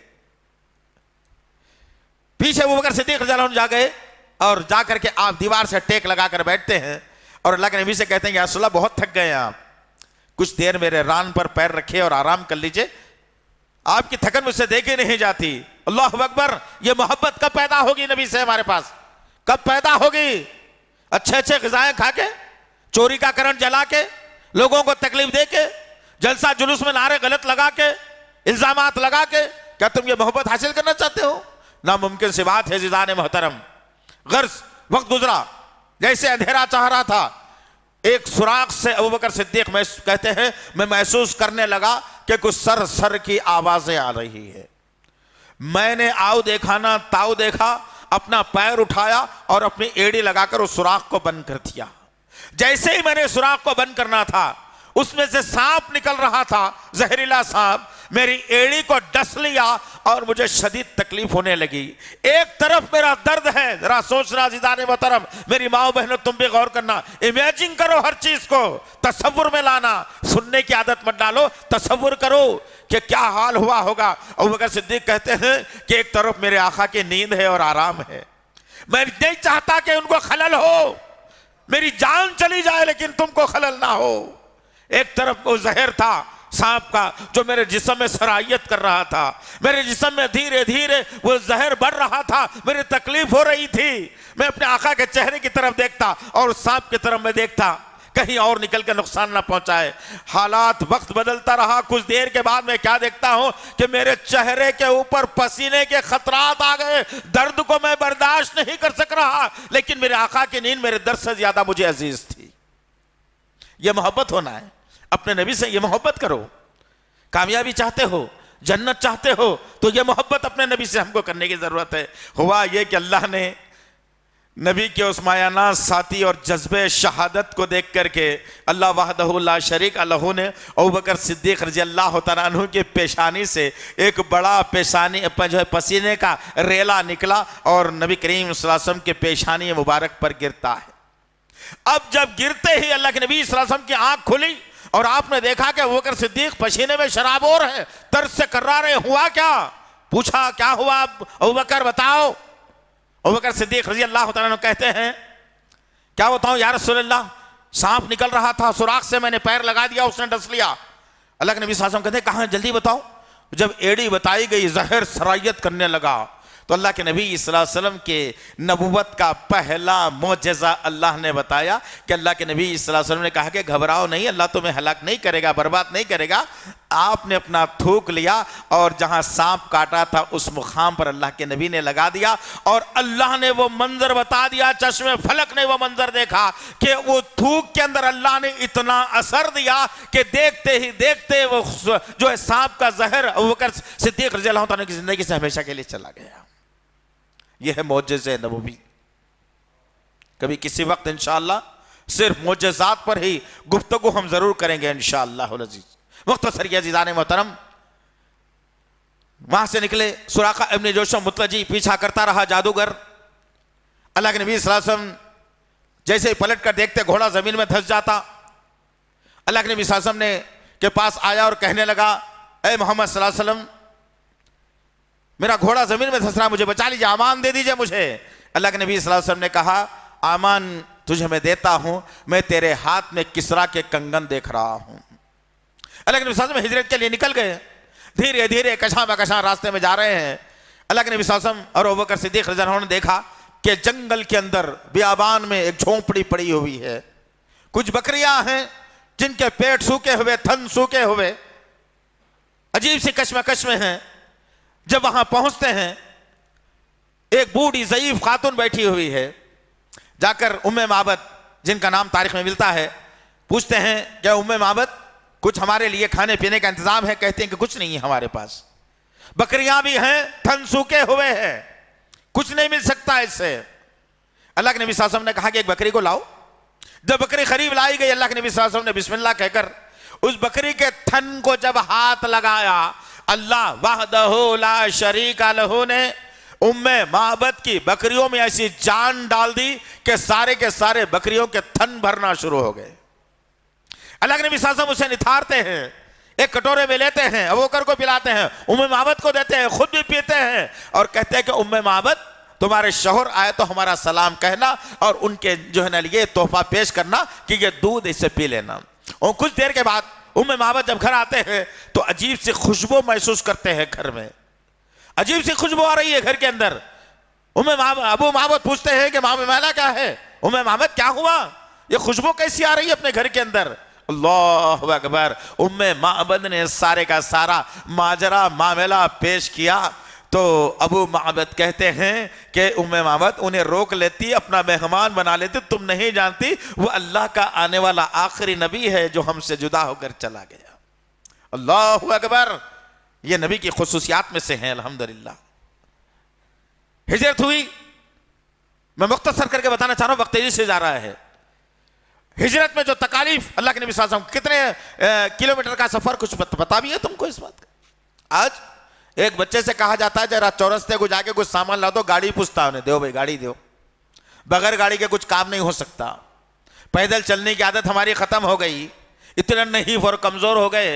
अल्लाह के नबी सल्लल्लाहु अलैहि वसल्लम पैदल 500 किलोमीटर का रास्ता तय करके जा रहे हैं। आज तो रास्ते बना दिए गए, उस दौर में तो बड़ी बड़ी खाड़ियां, बड़ी बड़ी पहाड़ियां। कहीं पे जाते हैं ना तो मुशाहिदा करना, रास्ते में अंधे बन के नहीं चले जाना ऐसे ही। आशिक रसूल मत बनो, धोखा है आशिक रसूल में, इश्क में ही धोखा है। कभी किसी के साथ कभी किसी के साथ मोहब्बत रसूल करो, ये तमाम उसूल तुम्हें मिलेंगे इंशाअल्लाह। हुब्बे रसूल करो, ये तमाम के तमाम उसूल तुम्हें मिलेंगे इंशाअल्लाह। हमने मुशाहिदा किया है, जब हम मक्के से निकलकर मदीना जा रहे थे तो हमने एक दफा दिन का सफर रखा। हमने देखा कि भाई पहाड़ियां कैसी हैं, खाइयां कैसी हैं, रास्ते कैसे हैं। अल्लाह अकबर। एक एक पहाड़ी ऐसी ऊंची ऊंची, इस पहाड़ी पे से चढ़ना फिर नीचे उतरना, फिर इस पे से चढ़ना फिर नीचे उतरना, इस किस्म का रास्ता मेरे नबी तय करके गए थे। मूजी जानवरों का मुकाबला मेरे नबी ने किया था। एक दफा हमने रात को उम्रा किया और रात ही को हमने मदीने का सफर किया कि रात का सफर मेरे नबी का कैसा था। अगर देखते हैं आप तज्जुब करेंगे मेरे अजीजान मोहतरम, जब हम मक्का छोड़कर मदीने के रास्ते पर आए और उन वादियों से हम गुजरते चले गए, रास्ते से सड़क के किनारे, और उन वादियों को जब हम देखते रह गए तो हमारा दिल दहलने लगा, दिल की धड़कनें बढ़ गई कि अंधेरे में मेरे नबी ने कैसे ये रास्ता तय किया होगा। जाओ ढूंढो, देखो कभी इन हालात, इन वाकयात को। बहुत जगह का सफर करते हो ना तुम, नई नई जगह पिकनिक बनाने जाते हो ना तुम, कभी अल्लाह से दुआ करो कि अल्लाह इस पिकनिक में मुझे भी भेज दे, इबादत भी हो जाए, रियाजत भी हो जाए इंशाअल्लाह। ये दुआ तो करो कभी तुम। कभी वहां चले गए, अमेरिका चले गए, कनाडा चले गए, इंग्लैंड चले गए, बेल्जियम चले गए, कमाने चले गए, दुबई चले गए, क्या करते जाके, कितना कमाते, क्या करते? ये मोहब्बत कहां से लाओगे तुम? मदीना पहुंचे अल्लाह के नबी सल्लल्लाहु अलैहि वसल्लम। मदीने की सरहद पर मूसा बिन उमैर रज़ी अल्लाह तआला अन्हु ने जो पहले पहुंचकर तबलीग की थी, बहुत सारे मुसलमान लोग हो चुके थे। वो तमाम के तमाम मुसलमान सरहद पर खड़े होकर तलक़ल बद्रु अलैना का नारा बुलंद करते हुए अल्लाह के नबी सल्लल्लाहु अलैहि वसल्लम को जो है ना दावत दी। और फिर मदीने की सरजमीन पर एक शाहाना इस्तक़बाल नबी का हुआ और वक्त और हालात बदलते रहे। और जब आप वहाँ पहुँचे हिजरत के दूसरे साल, अल्लाह वहदहू ला शरीका लहू ने ज़कात का हुक्म दिया, नमाज का हुक्म दिया और साथ साथ बदलुल कुबरा भी हुई। जिस जंग में 313 मुसलमान नबी के साथ थे, 1000 का लश्कर अबू जहल के साथ था, लेकिन अल्लाह वहदहू ला शरीका लहू ने मोहम्मद सल्लल्लाहु अलैहि वसल्लम को वो कामयाबी से हमकिनार किया। उस दुआ को अल्लाह ने कबूल फरमाया। आज माफ करना अजीज़ान मोहतरम, तब्दीली कर ली मैंने और आपने अपने मफाद और अपने तरीक़ों से, अपने उसूलों से अल्लाह से दुआ मांगते हैं, इसलिए अल्लाह हमारी दुआओं को कबूल नहीं कर रहा है। अल्लाह के नबी सल्लल्लाहु अलैहि वसल्लम चाहते तो मदीने की सरजमीन पर बैठकर दुआ कर लेते कि अल्लाह इन लोगों का कामयाबी दे दे, लेकिन अल्लाह के नबी ने ऐसा नहीं किया। अल्लाह के नबी सल्लल्लाहु अलैहि वसल्लम जंग के मुकाम पर खुद पहुंचे, इक़दाम किया, दुश्मन की सफों के सामने खड़े हो गए। तुम इक़दाम करके दुआ करो अल्लाह से, अल्लाह कबूल करने वाला है। कुछ भी नहीं करेंगे, बस यहां बैठ के दुआ कर रहे हैं, अल्लाह परेशान है, पेट में जो है भूख भी नहीं लग रही, हलक में पानी की प्यास भी नहीं लग रही, नरम नरम गद्दों पे सोने की आदत पड़ गई, एसीओ में रहने की, ठंडे में रहने की आदत पड़ गई। अब यहां बैठ के दुआ करें, अल्लाह परेशानियां दूर कर दे। अल्लाह के नबी सल्लल्लाहु अलैहि वसल्लम ने दुआ कभी की? दुश्मन सामने लश्कर जर्रार है, थोड़ी देर में जंग होने वाली है, अल्लाह के नबी सल्लल्लाहु अलैहि वसल्लम मचान पर हैं, सारे मंजर को देख रहे हैं। जब उस वक्त में अल्लाह के नबी ने एहसास किया कि अब मेरी उम्मत के लिए दुआ करना चाहिए, अल्लाह के नबी ने सजदे में जाकर वहां पर दुआ की और कहा, अल्लाह एक छोटी सी जमात लड़ने के लिए आई है, इस्लाम को बचाने के लिए आए हैं, अल्लाह इसे आज अगर तू नहीं बचाएगा तो फिर क़यामत तक तेरा नाम लेने वाला कोई नहीं रहेगा। अल्लाह ने अल्लाह के नबी को मैदान जंग में भिजवा कर वहां दुआ करवाने पर अल्लाह ने उस दुआ को कबूल किया। तुम नरम नरम निवाले खा के फजर की नमाज में नहीं उठ के जब बोले जब बैठ के दुआ मांगेंगे तुम्हारी दुआ कबूल नहीं होने वाली है।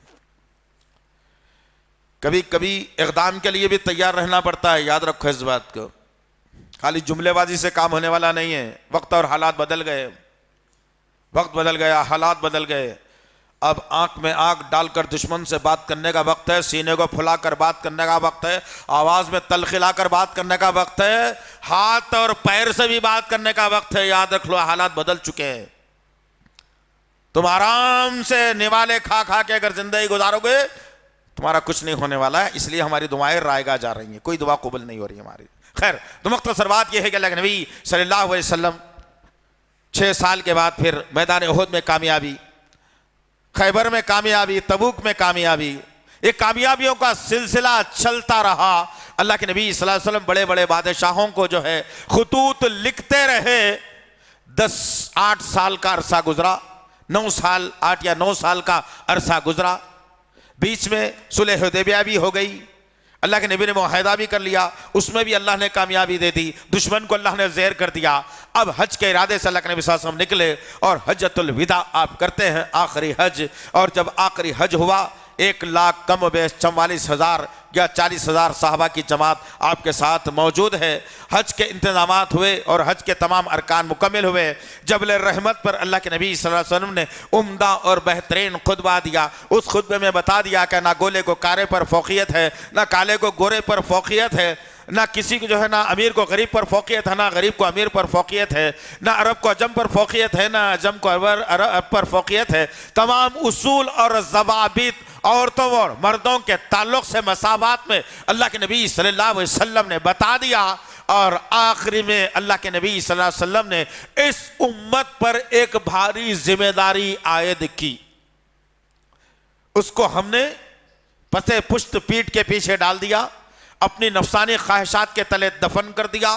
रोज कमाना याद है, रोज पैसे जमा करना याद है, रोज खाना खाना याद है, रोज बीवी की फरमाइश मुकम्मल करना याद है, जमीन और प्लाटा खरीदना याद है, गाड़ियां बेचना खरीदना याद है, बच्चों को पढ़ाना याद है। लेकिन अल्लाह के नबी का इतना अहम तरीन फरीजा जो इस उम्मत पर अल्लाह के नबी सल्लल्लाहु अलैहि वसल्लम ने जबले रहमत पर खड़े होकर एक जिम्मेदारी इस उम्मत को दी थी, वो फरीजे को आज मैंने और आपने पूरा नहीं किया, जिसकी बुनियाद पर अल्लाह वहदहू ला शरीका लहू ने दुनिया की अव्वल कौम को उठाकर दूसरे नंबर पे लाके खड़ा कर दिया। ईसाई नंबर 1 है मजहब के अंदर, याद रख लो इस बात को। शर्म से मर जाना हम लोग, डूब के मर जाना। हमारे पास कुरान रहते हुए उनके पास इंजिल भी नहीं है क्या? बाइबल को अपने हाथों से बना लिया, अपने कानून को बना लिया, लेकिन अल्लाह ने उनकी मेहनत की बुनियाद पर उनको नंबर 1 कर दिया। आज इस कानून को मैंने ताकशेन में बंद कर रख दिया, कसम खाने, दुकान और तिजारत घर की जो है ना बरकत के लिए इस्तेमाल करना शुरू किया, तो अल्लाह ने कहा कि तुम 2 नंबर ही हो, 2 नंबर फैला दिया। अभी भी वक्त है, उठो, इसका इस्तेमाल करो, इसका इस्तेमाल करो, हथियार के तौर पर करो इसका इस्तेमाल। घुस जाओ लोगों के दरमियान में, बता दो कुरान के पैगाम को। यही पैगाम मेरे आका ने दिया था। आखिरी बात कही थी मेरे आका ने इस खुतबे के अंदर, कहा था कि ए लोगों, जितने हाजिर हैं ना यहां पर, सब सहाबा ने कहा या रसूलल्लाह बेशक हम हाजिर हैं। लब्बैक, बोलो क्या करना है। कहा जितने हाजिर हैं अभी का अभी में, जितने यहां पर गायब लोग हैं, नहीं मालूम उनको, मुल्कों में, दूर दराज में, कस्बों में, इलाकों में, जिन तक हमारी बात नहीं पहुंची है, जाओ और उन तक हमारी बात को पहुंचा दो, जिम्मेदारी है तुम्हारे ऊपर ये। तो साहबा ने क्या किया, अरे 2 दिन की बच्ची है ना, अल्लाह के नबी जरा दूध का खर्चा दे के आता उसका, ऐसा बोले। नहीं नहीं, बहुत दिन से बीवी का चेहरा नहीं देखा था, जरा देख ले के आता हूं, फिर कब मिलना होता है कि क्या है कि छोटे छोटे बच्चे हैं, जरा खाने पीने का इंतजाम करके आता हूं। नहीं, माँ बाप जरा बीमार है, वहीं से याद आती इताअत। अब इस्लाम का काम बोलते हैं, माँ बाप की इताअत याद आते लोगों को। हमेशा नाफरमानी, इस्लाम बोलते हैं माँ बाप, अम्मी नहीं चाह रहे थे, अब्बा नहीं चाह रहे थे, फलाना नहीं हो रहा था। साहबा किराम ने ये तावीलों को इख्तियार नहीं किया, तारीख शाहिद है। साहबा ऐसा घेरा डाल के खड़े हुए हैं, एक सहाबी का मुंह ऐसा, एक सहाबी का मुंह ऐसा, एक सहाबी का मुंह ऐसा, एक सहाबी का मुंह ऐसा, चारों तरफ से घेरे हुए। ऐलान सुना, वैसे ही मुंह के बल अपने जो है ना घोड़े को डाल दिया, ऊंटों को डाल दिया, खच्चरों को डाल दिया, और ढूंढने निकल गए लोगों को कि किस कबीले के अंदर इस्लाम की बात नहीं पहुंची, आज हम पहुंचा करके जाएंगे। यह है जज्बा। दुकान याद आती, नौकरी याद आती, काम याद आता, पैसे याद आते, है जज्बा ये नहीं है। इसी की बुनियाद पर आज हिंदुस्तान में 2 नंबरी के शहरी भी बना दिए जा रहे हैं हम लोग। एहसास नहीं है तुम्हारे को इसका, किसको बोलते हैं 2 नंबर का शहरी, फिर कभी बताएंगे इंशाअल्लाह, वक्त नहीं है अभी। खैर, मुख्तसर ये अल्लाह के नबी खुतबा दिए और आए, और अल्लाह वहदहु ला शरीका लहू ने ज़िलहिज्जा की 9 तारीख को एक बेहतरीन आयत का इंतखाब किया और अल्लाह के नबी को दिया कि अल-यौमा अकमलतु लकुम दीनकुम।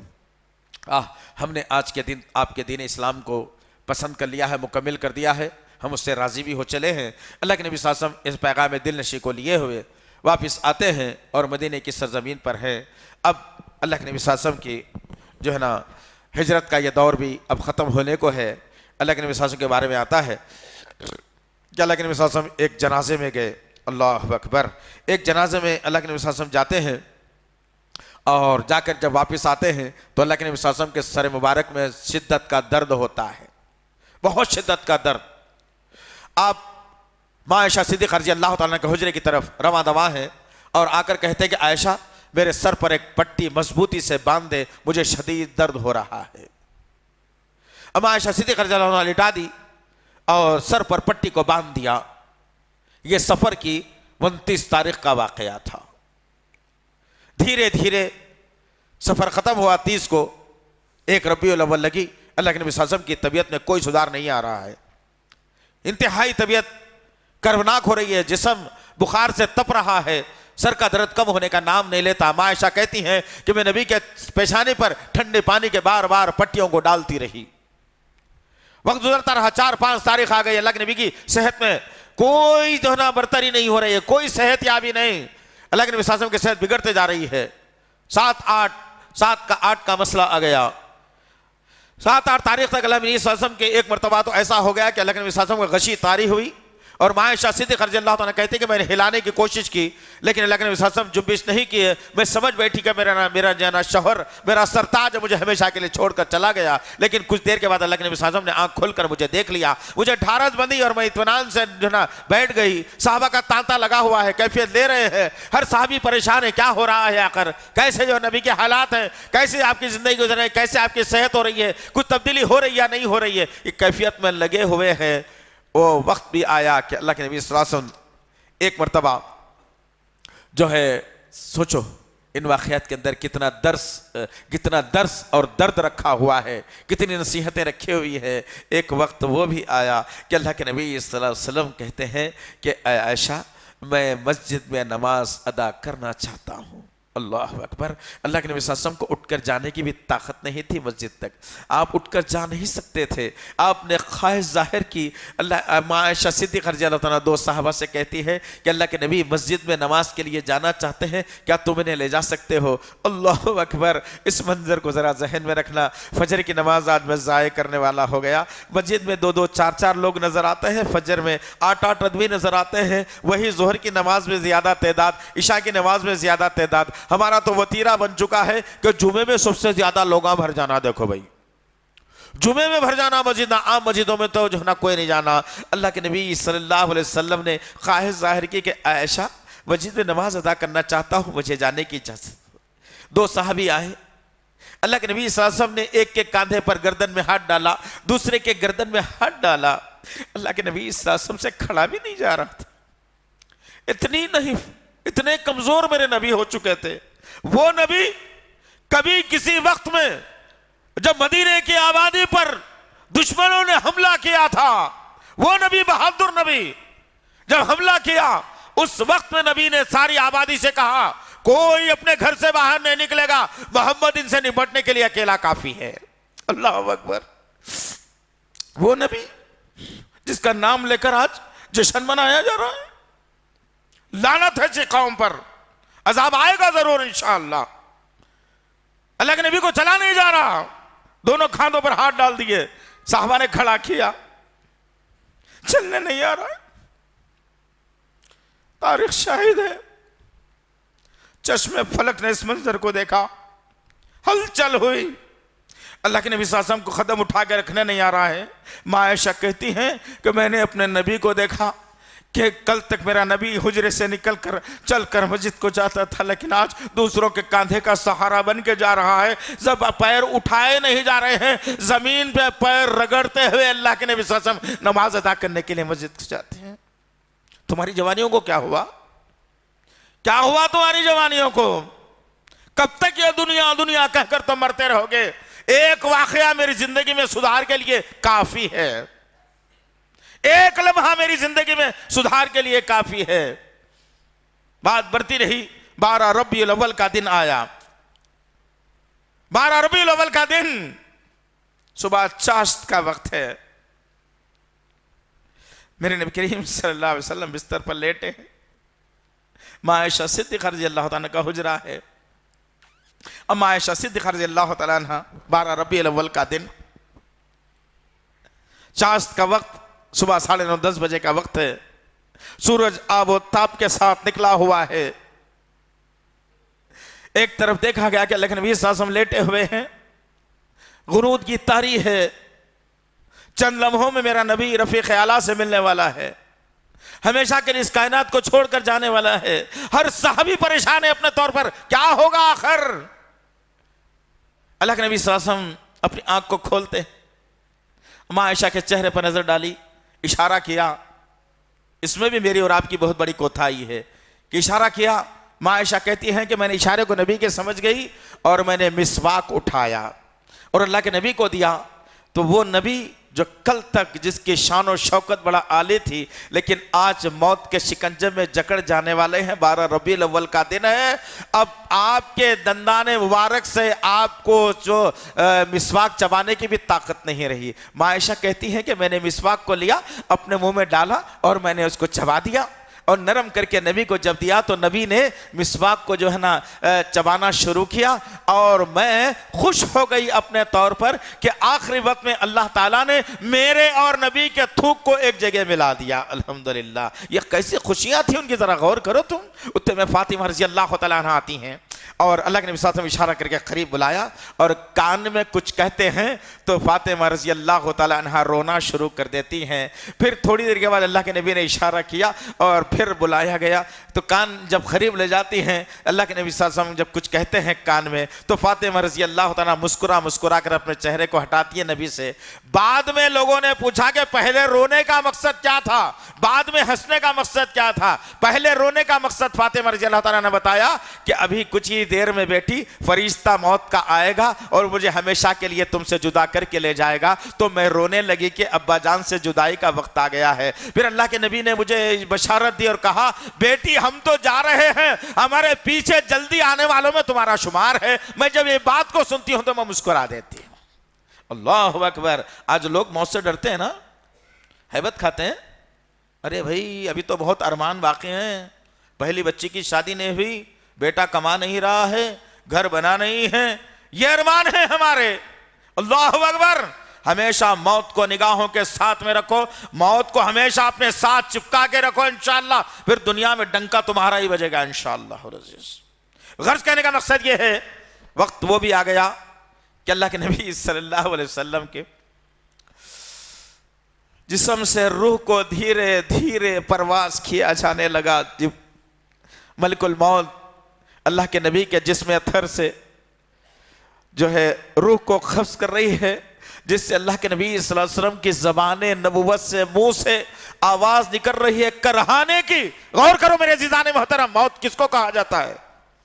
अल्लाह के नबी सल्लल्लाहु अलैहि वसल्लम पर मौत को आसान कर दिया गया, और वो मौत है जो नबी को तकलीफ से निकल रही है। अल्लाह के नबी कर्रा रहे हैं, कर्रा रहे, आवाज कभी कभी तेज निकलती है।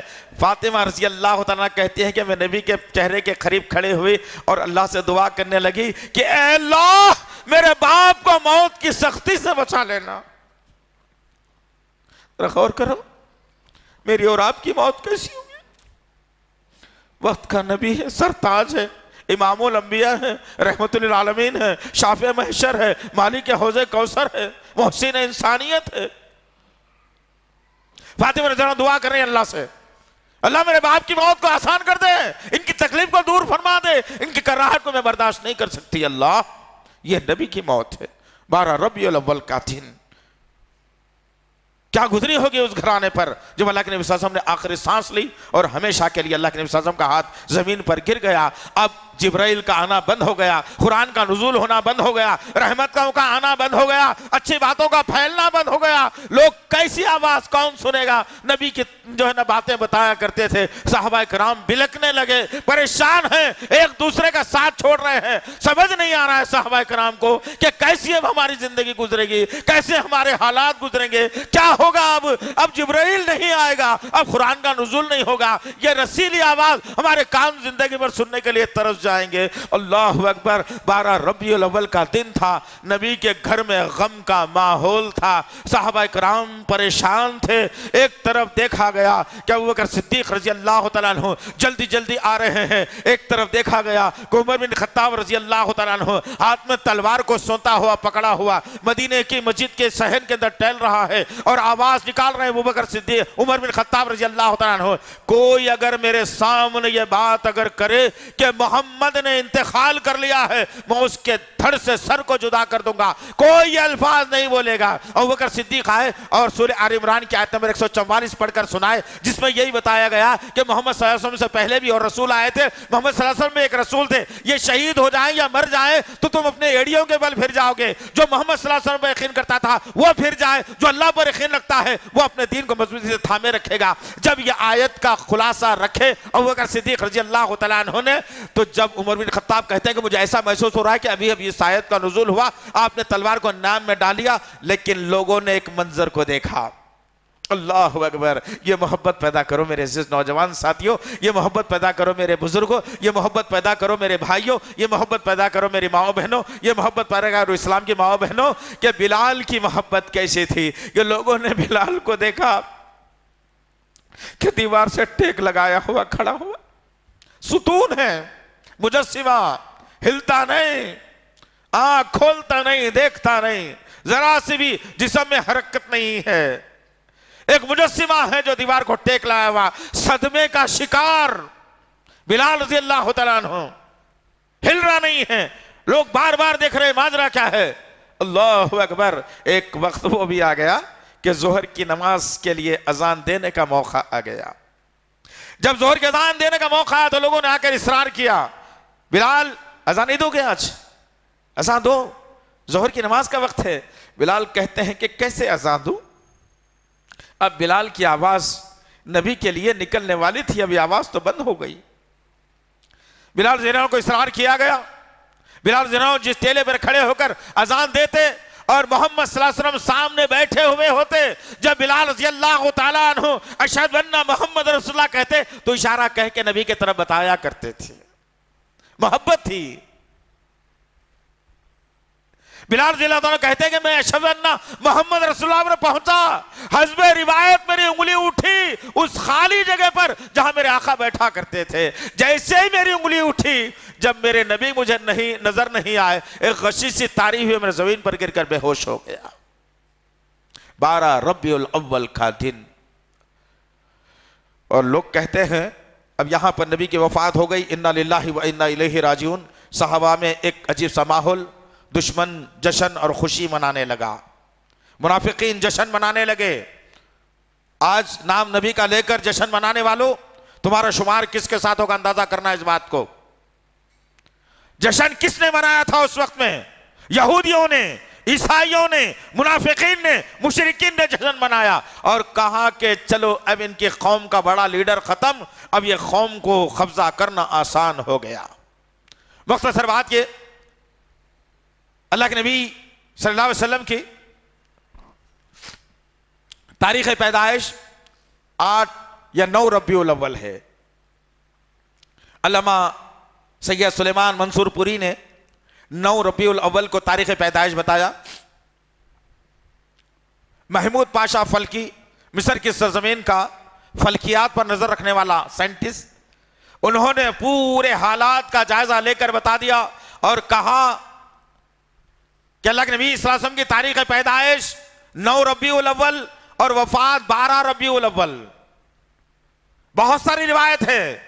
अर्रैकुल मख्तूम के मुसन्निफ ने बता दिया कि अल्लाह के नबी सल्लल्लाहु अलैहि वसल्लम की तारीख पैदाइश 9 रबीउल अव्वल और फिर वफात 12 रबीउल अव्वल। अच्छा चलो ठीक है, बात अगर आती है तो यह कहा जाता है कि नहीं, ये सारे के सारे वहाबियों के मौलवी हैं। अल्हम्दुलिल्लाह, वहाबी अल्लाह वाले को बोला जाता है, जैसा अब्दुल्लाह बोला जाता है। अब्दुल्लाह का खुलासा वहाबियत में तब्दील होता है। जो अब्दुल्लाह होता है वो वहाबी होता है। अब वो तस्लीम कर ले जो वहाबी नहीं कहलाते, उनका शुमार किसके साथ होने वाला है? हम तो फख्र से कहेंगे वहाबी, वहाब के मानने वाले हैं हम तो फख्र से कहेंगे पकोड़ा पकड़ के रहने वाला। हमारा शुमार भगोड़ों में नहीं है, कभी इसको पकड़ लिया कभी इसको पकड़ लिया। जिसका शुमार भगोड़ों में है वो भगोड़ों में कर ले। हम तो फख्र से कहेंगे हम पकोड़े हैं अल्हम्दुलिल्लाह। हर चीज को मजबूती से पकड़ कर रखते हैं अल्लाह के करम से। गर्ज चलो ठीक है, हमने ये कह दिया कि 9 रबीउल अव्वल या 8 रबीउल अव्वल है नबी की तारीख पैदाइश, तो कहा गया कि नहीं नहीं, पैदाइश का भी दिन वही है, मरने का भी दिन वही है, वफात का दिन भी वही है। अरे जलील इंसान, अगर पैदाइश का दिन भी वही है, मरने का दिन भी वही है, तो तारीख और वक्त तो अलग अलग होगा ना। पैदाइश सुबह सुबह के वक्त में हुई अल्लाह के नबी सल्लल्लाहु अलैहि वसल्लम की, और वफात चाश के टाइम पे हुई। अगर जश्न मनाना है तो फजर की नमाज में उठ के मना, फजर की नमाज के बाद फिर गम मना ले। ये नहीं हो सकता जश्न मनाएंगे। आओ इनके उस्ताद की भी बात रखो आपके सामने, फतावा रज़िया। मैंने इस किताब से बहुत सारी बातें मेरे ऐसे पिछले कई जुमों में रखा हूं, जिसने बहुत बड़ी नबी की शान में भी गुस्ताखी की, मायशा के शान में भी गुस्ताखी की और औलिया की शान में भी इसने गुस्ताखी की, मैंने रखा है। लेकिन यह बात चूंकि उनके उस्ताद मोहतरम ने ही रखी है, जिसको आजकल ये लोग इमाम अहले सुन्नत के नाम से जानते हैं, अहमद रजा खान बरेलवी, जिसने किताब लिखी फतावा रज़िया। पढ़ना दोस्त, मालूमात करना, ढूंढना, ये छोड़ो इनकी उनकी जिंदगियां झांकना। इनका कुछ आ गया डाल दिए, उनका कुछ आ गया डाल दिए। अफसोस, सद अफसोस है। वो पढ़ो जिसका तुम्हें जो ना यकीन हो, जो वो पढ़ो जिसके जरिए से जो है इस्लाम की तशहीर हो सकती है, वो पढ़ो जिसके जरिए से तुम इस्लाम का सरबुलंद कर सकते हो। इस फतावा रज़िया के अंदर अहमद रजा खान बरेलवी ने बेहतरीन बात लिखी और लिखा कि नबी करीम सल्लल्लाहु अलैहि वसल्लम की तारीख पैदाइश 8 रबीउल अव्वल और वफात 12 रबीउल अव्वल। अब ये कौन बोले भाई? सऊदी के कौन आलिम साहब बोले क्या? हमारे कोई मुफ्ती साहब फतवा दिए? नहीं ना। तुम्हारे अहले सुन्नत के जिसको तुम मानते हो उनका फतवा है ये। गर्ज कहने का मकसद ये अजीजान मोहतरम, इल्म हासिल कीजिए। मैंने मुख्तसर बहुत मुख्तसर करके नबी की सीरत को एक जगह कोशिश करने की कोशिश, मैंने वादा किया था 10 बजे का, लेकिन 10:20 हो गए। यहां पर एक आखिरी में एक जिम्मेदारी के साथ बात करके अपनी बात को मैं 5-7 मिनट में खत्म कर दूं इंशाअल्लाह। मैंने आपसे बात की थी कि वरंगल की सरजमीन पर एक जाहिल, अनपढ़ या एक जोकर, नौजुबिल्लाह, इसका ताक़ुब करना हमें जरूरी है। इसलिए कि बात मेरी और आपकी शान या मेरी और आपकी जिंदगी, मेरी और आपकी इज्जत तक अगर होती तो हम जो है ना बर्दाश्त भी कर लेते। बात नबी की सीरत की है, बात नबी की शख्सियत की है, बात नबी की सुन्नत की है, बात नबी की अहमियत की है। और इन बातों को लेकर जालिम मजाक बना रहा है जिसका नाम है जोकर अहमद नक्शबंदी। जोकर अहमद नक्शबंदी वरंगल की सरजमीन पर जलसे मिलाद नबी कह के न हदीस सुनाता, न नबी के वाकया सुनाता, न कुछ सुनाता, बल्कि बैठने वालों को एंटरटेनमेंट कराता है और कहता है कि जब ये मना रहे थे, पता नहीं झूठ कहां कहां से लाता है। अल्लाह ने कहा झूठों पर अल्लाह की लानत हो। कहता है कि जो है अरे भाई इतने, एक मौलवी साहब मिलके कोई वहाबियों के बोल दिया उसको कि भाई अरे इतने लाख रुपए कई को खर्चा कर रहे हैं भाई, इससे गरीब बच्चियों की शादियां होते थे। तो उसको लाके बोल रहा है अब भी याद है इनको गरीब बच्चियों के शादियां करना, मिलाद नहीं मनाना, नबी के शादियां करना अब बीच मालूम हुआ।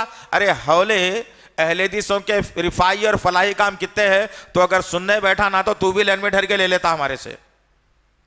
और हम किसी को नाराज भी नहीं करते बेटे, हर फट्टी चड्डी को देना हमारे फरीजे में लिखा हुआ है, तू भी फट्टी चड्डी है। ये कौम को उकसाना बंद करना बाबू। गर्ज कहने का मकसद ये कह रहा है कि अब याद आया अब गरीब बच्चों की शादी करना। बिल्कुल याद आया। आदमी को जब मार लगता ना तो जब ही दवा का मशवरा देते, हौले बुखार आया तो दवा खाओ बोल के मशवरा देते। सेहतमंद बंदे को दवा का मशवरा कहीं को देते नहीं देते ना। तुम गलती कर रहे हैं तो तुमको सुधारो बोल के बोल रहे हैं। अब बोलता कि जो है ना मौलवी साहब के घर में जो है ना अगर हम जाके देखे, अल्हम्दुलिल्लाह मौलवी साहबों के घरों में सब नहीं रहता, जितने झूठे बातें कर रहा कि मौलवी साहबों के घरों में कहते जो है 1 लाख की टीवी लगी हुई रहती, कहते रहती मौलवी साहबों के घरों में। उनकी तनख्वाह बेचारों की रहती 10-15 हज़ार रुपये, किराए का घर रहता, बच्चों को जोरों को पालना रहता। हम लोग सबसे गरीब तबका इमामों का बना दिए। और बोल रहा कि जो है इमाम साहब के घर में 1 लाख की जो ना टीवी रहती, सेकंड हैंड में बेचो 25,000 आते। मुल्क साहब के बेटे के साथ 200 सीसी की पल्सर रहती। बोलने के बात ना है ये, हाँ मिलादो नबी का जलसा है ये। और सामने बैठने वाले अरे जैसा राजा वैसी प्रजा।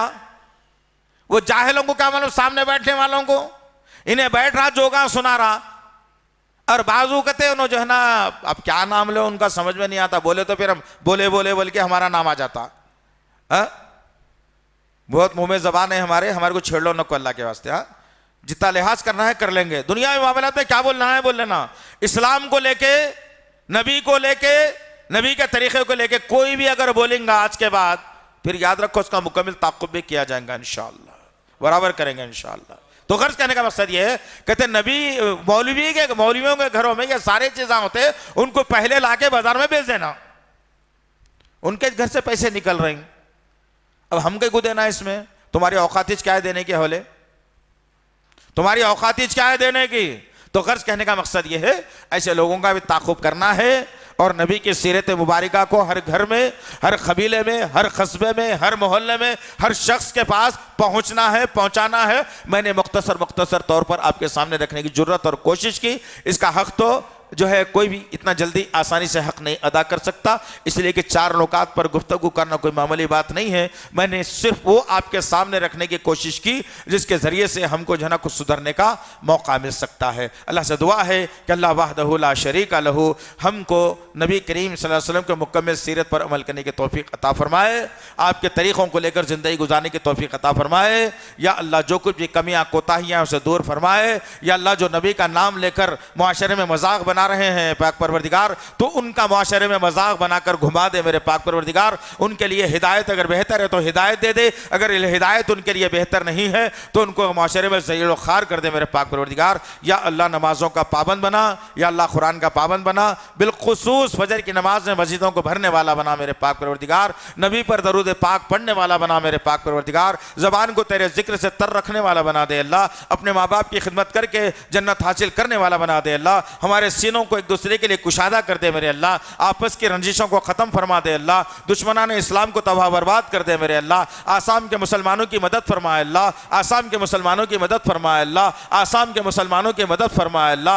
यूपी के मुसलमानों की मदद फरमाए अल्लाह। जितने उलमाओं को गिरफ्तार किया गया है अल्लाह उनकी रिहाई का जरिया बना दे मेरे पाक परवरदिगार। या अल्लाह जितने खातिल हैं मेरे पाक परवरदिगार, इन खातिलों को, इन जानियों को कैफर और किरदार तक पहुंचा दे मेरे पाक परवरदिगार। यह मुल्क अमन का गहवारा था, है और रहेगा मेरे गफूर रहीम। लेकिन अल्लाह हमारे उलमाओं में ऐसी सलाहियत अता फरमा, हमारे दाइयों में ऐसी सलाहियत अता फरमा, हमारे खतीबों में ऐसी सलाहियत अता फरमा कि वो खोल खोल कर इस्लामी तालीमात को सारी बरादरान वतन तक रहने की तो जो है ना तरीक़ा इख्तियार करने की तौफीक अता फरमा। या अल्लाह जो कुछ भी कहा गया है अपने रहम, अपने फजल, अपने करम से जो है ना हमारी दुआओं को कबूल फरमा, हमारी दुआओं को कबूल फरमा, हमारी दुआओं को कबूल फरमा अल्लाह, हमारी दुआओं को कबूल फरमा। रब्बना तक़ब्बल मिन्ना इन्नका अंतस समीउल अलीम व तुब अलैना इन्नका अंतत तव्वाबुर रहीम व सल्लल्लाहु तआला अला खैर खल्क़िही मुहम्मद व अला आलिहि व अस्हाबिहि अजमईन बिर्रहमतिका या अरहमर राहिमीन वल्हम्दुलिल्लाहि रब्बिल आलमीन। वस्सलामु अलैकुम व रहमतुल्लाहि व बरकातुहू।